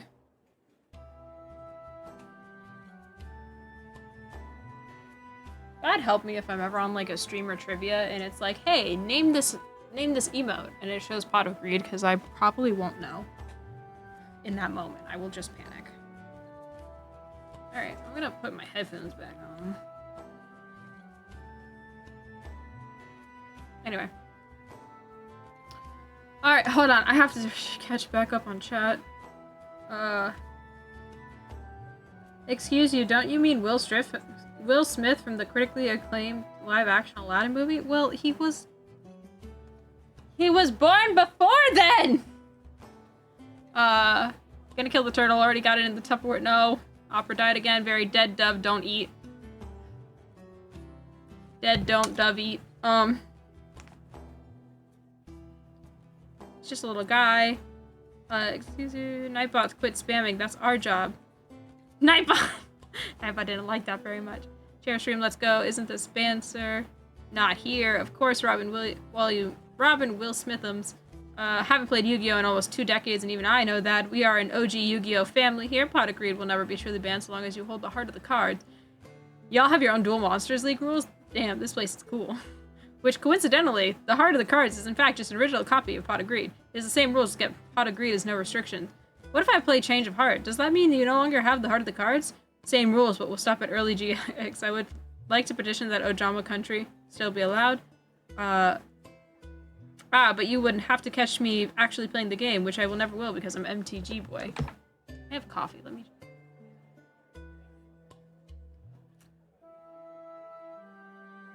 It's so watered down. Fair, I haven't played in decades. I did start playing Magic the Gathering last year, though. Maybe we can get Kiki to read random things. You have to be quicker than that! Well, we sound crazy when Kiki reads it all out loud. You don't understand. I'm in your walls, okay? I'm in your goddamn walls. I read so many... The Fitness Grand Pacer Test is a multi-stage aerobic capacity test that progressively gets more difficult as it continues. The 20-meter pacer test will begin in 30 seconds. Line up at the start. The running speed starts slowly, but gets faster each minute after hearing the signal. Beep! A single lap should be completed each time you hear the sound. Ding! Remember to run in a straight line and run as long as possible. The second time you fail to complete a lap before the sound, your test starts now. Excellent. Venus. Why is my hand cold? It's really cold right in the middle. It's so weird. It's strange. Anyway.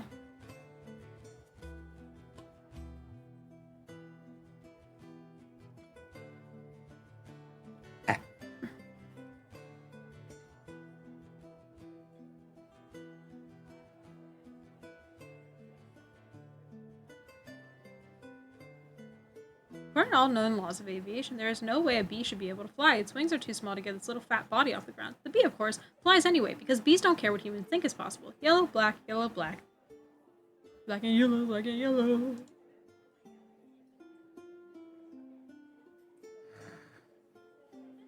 Actually, hold on. I'm gonna go back to chatting. We're gonna stay in chatting until I figure out this fucking magic circle. I didn't skip Durkee. I said Venus. My cunt. My cunt. My cunt? Mike Hunt. God, love me some Critical Role. A man of CR culture. He is the man of CR culture. He teaches me things all the time. about CR culture. I'll be very clear about that.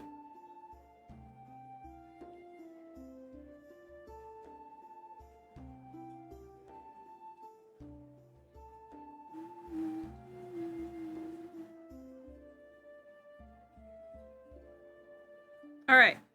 Magic Circle started. Of course, C2 mainly. Yeah, I don't know much about C1 though, and he does tend to catch me up on some things about C1. So it's nice to have. Yeah. I keep stabbing the fucking yarn. That's not nice. There we go. The fitness gram pacer test.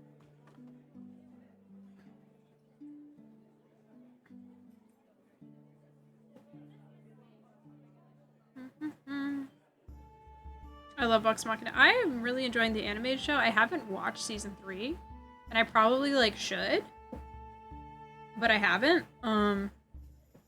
Because I was gonna watch it with my mom, and my mom's like, "Hold on, let me rewatch season 1 and 2 so I can remember what's happening." And I trusted my mom to do that on her own. That was a mistake.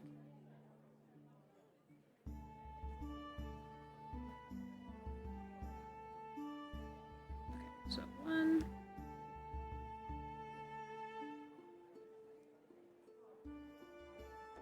2.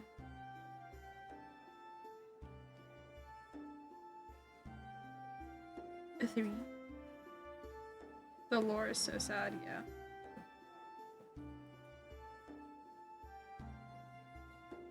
Alright. We're getting somewhere.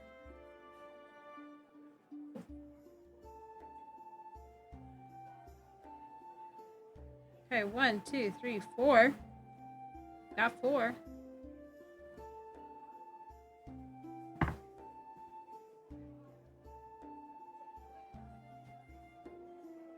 Oops. I just yoinked one of those threads a little too hard.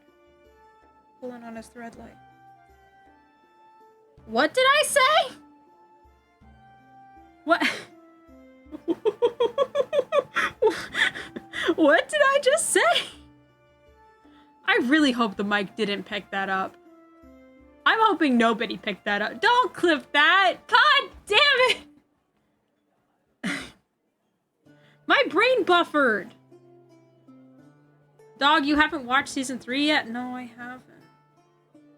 I haven't seen it. Because I'm trying to get my mom into D&D, because I think she'd enjoy it. She loves fantasy shit. She also loves like Game of Thrones type shit, so I'm trying to get her to a point in which I can make her watch Crown of Candy. But my soft launch into that is getting her to watch Critical Role. So I did like get her to that point.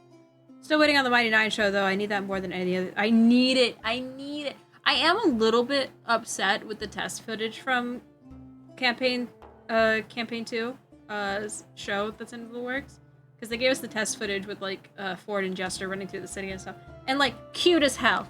I love it. The only issue that I have, and this is probably because it was hard to like draw on different angles or something like that, is her horns. Jester's horns are doing like a wave back, and they don't do the little curl thing, which honestly, now that I'm thinking about it, is kind of silly, because they do have a character in campaign. They have a character, the Blood Hunter, I forget her name right now, from Vox Machina, has giant ram horns. So I'm wondering how hard it would be to do smaller ones. Because Jester is known to have her tiny little ram horns. Her little ram horns. She's so cute. I love her. Anyway. 1, 2, 3, 4, and then this one. And I have to do 4 increased stitches. I can do that. I'm a big girl. I'm a big girl.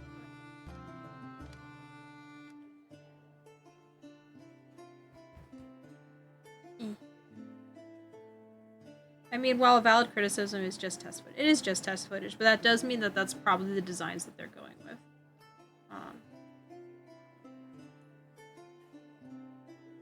Oh god, this is a really tight one.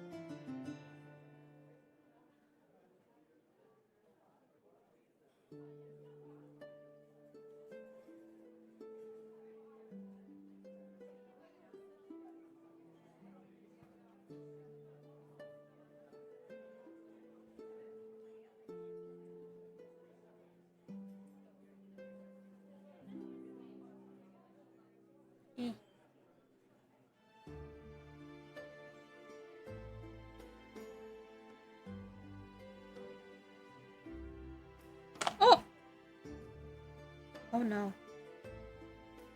I yoinked it too hard.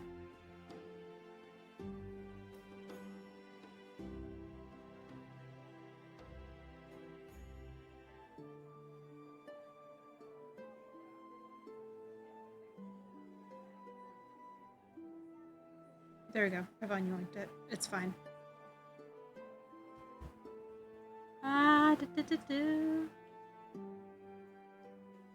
What happened?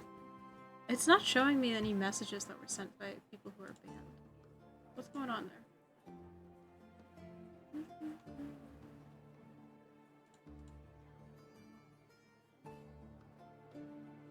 Those are from earlier? Okay. What did they say? What did they do? Curious. I trust you anyway. I trust you.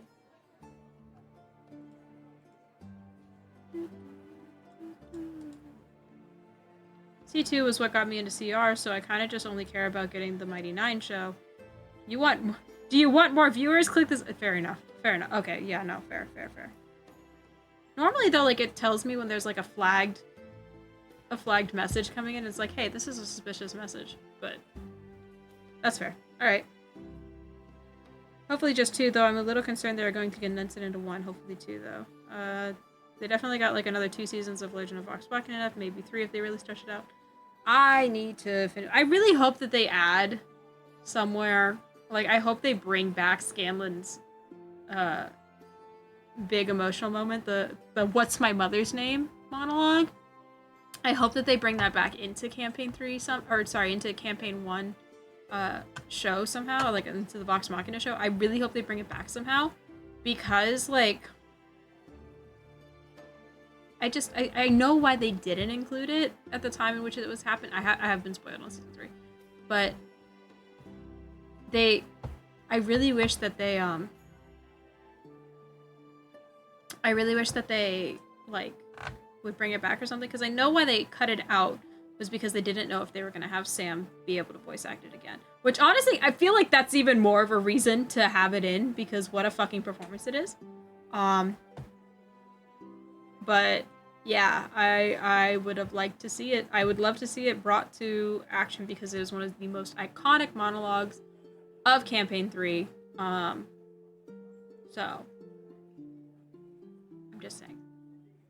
I'm just saying. Anyway. Alright, so this is my first one.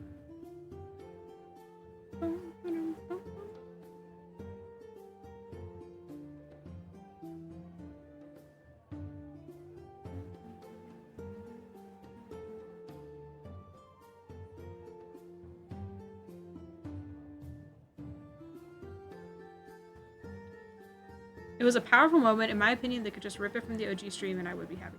Literally. Like in the same way that they did with Percy. Oh god, what scene was it? I'm trying to remember. It was from season 1.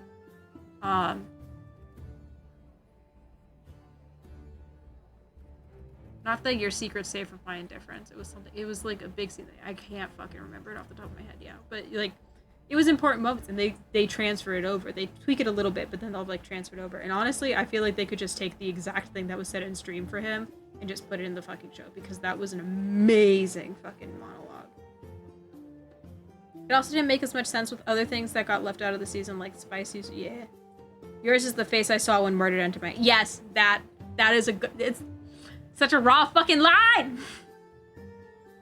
That entire monologue fucking slaps. Your face is the face I saw when murder entered my heart. Ugh. So good. Literally so good.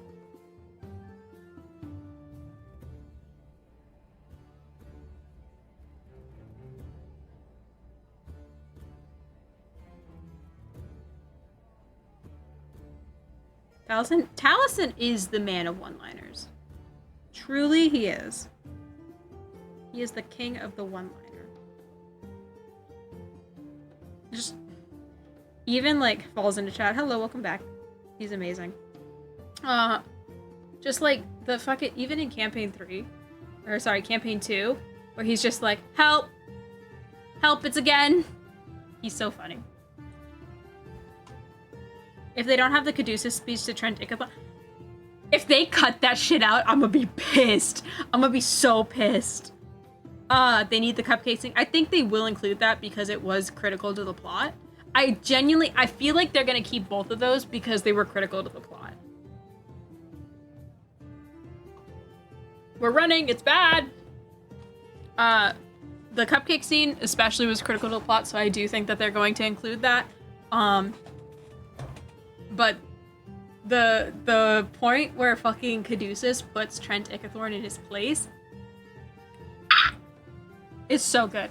It's so good. The fact that the line, I hope that you find someone who will mourn you when you're gone, is so raw. It's empathetic and painful at the same time, which is insane.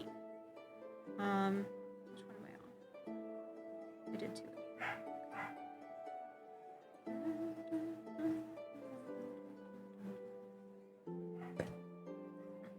Because, like, genuinely, I do think Caduceus believes, like, he hopes that someone will mourn you when you're gone. But also just the way he read that man to Phil! Love doesn't make... It's not pain that makes people. Love makes people. The pain is inconsequential, insignificant. So fucking... You know what? We're gonna listen to it right now. I have deemed it important for us to listen to this immediately in this moment.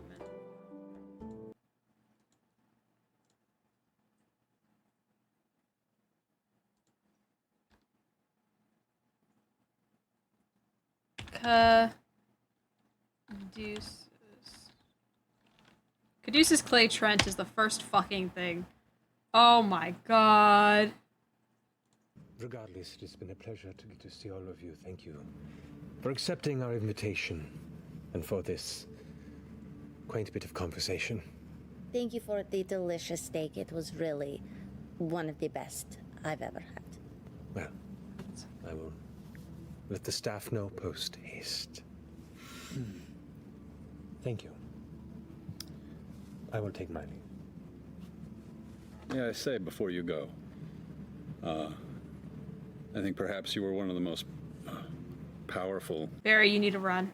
Barry, mute the stream for a second. I'm going to give you a thumbs up when it's done. This is literally after TravelerCon. It's not far after TravelerCon. But mute the stream. I'm going to give you a thumbs up when it's done, okay? So if you see me doing this, you're good to come back, okay? All right. I'm going to restart this monologue. Regardless, it has been a pleasure to get to see all of you. Thank you for accepting our invitation and for this quaint bit of conversation. Thank you for the delicious steak. It was really one of the best I've ever had. Well, I will let the staff know post haste. Thank you. I will take my leave. Yeah, I say before you go, I think perhaps you were one of the most powerful mages that I've ever had the pleasure to be in the presence of. And for this, I would offer a gift, which I think it has been a long time since anyone has pointed out to you that you were a fool. Pain doesn't make people. It's love that makes people. The pain is inconsequential. It's love that saves them. And you would know that, but you have none around you. You said so yourself. You surround yourself with lies and deceptions, and I wish for you in the future to find someone who will mourn you when you are gone. Respectfully.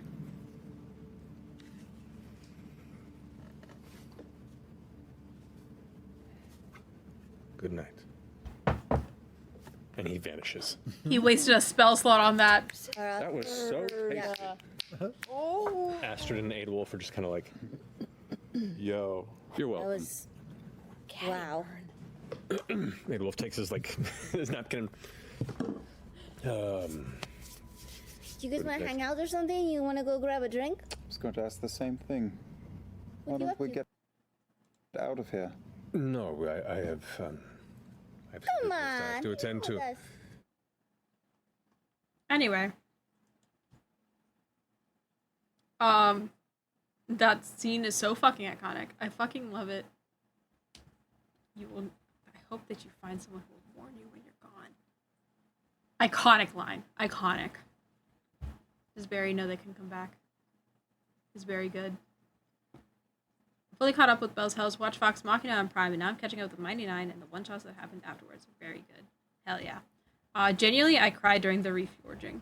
Which? Oh yeah. Reforging is very good. It's good. Fucking God, he got obliterated in that combo. You need me more than I need you. Listen, I love me an ally that haunts the narrative in the same way like Molly haunts the narrative in Mighty Nine. Like, I love when a friend haunts the narrative. I love it infinitely more when there's a villain that haunts the narrative. It's like, it's something so weird in the background, but it's like, you never really solved that problem, so it's gonna stay there. It's gonna haunt you a little bit. And it always comes back when you're not expecting it. It's just fucking Ukatoa. Coming in, being a fucking asshole. We're gonna do a little stretch. Look at all the red on my fingies. I don't know why that's what came to mind, but it was.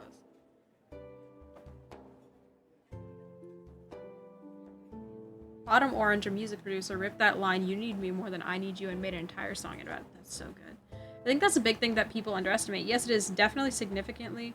I know that. Oh, hold on. I missed one. I know they're all voice actors playing a role in a game, but the fact that they're friends is a bond that strange voice actors can't recreate.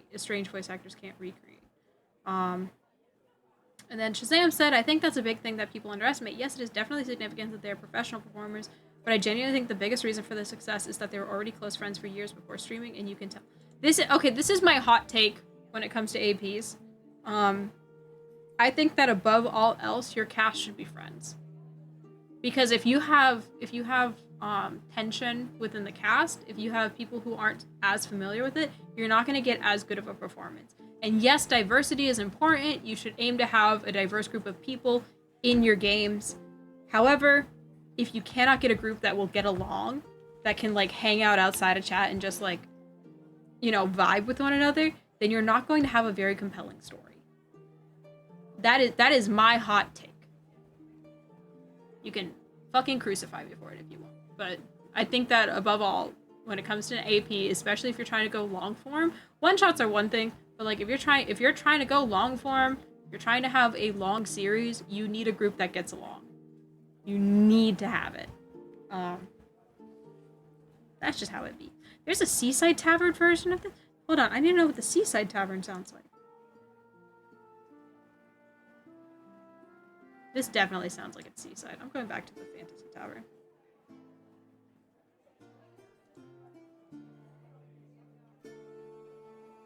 But amen, agreed. I'm glad that I'm in like company. I'm trying not to have an echo chamber because I do encourage criticism, but like that is my personal take. It is my hot take, and it's just I need it. It's not that 100% necessary for it to be good, but it's a major advantage to have that already made. Yeah, it's definitely better to have a lasting impact on, or sorry, not better. I think it's easier to have a lasting impact on viewers, especially like if you're trying to make a show, it's easier to have a lasting impact on viewers if you have a group with good chemistry, because that chemistry then shows through the camera without you trying. People bounce off each other very well, and then it can come to light on the other end. Like, hey, that shit was really good. It is because the entire team like worked together without having to say a word. Like they knew what they were supposed to do. Yeah. Anyway, I finished my magic circle. I fixed it.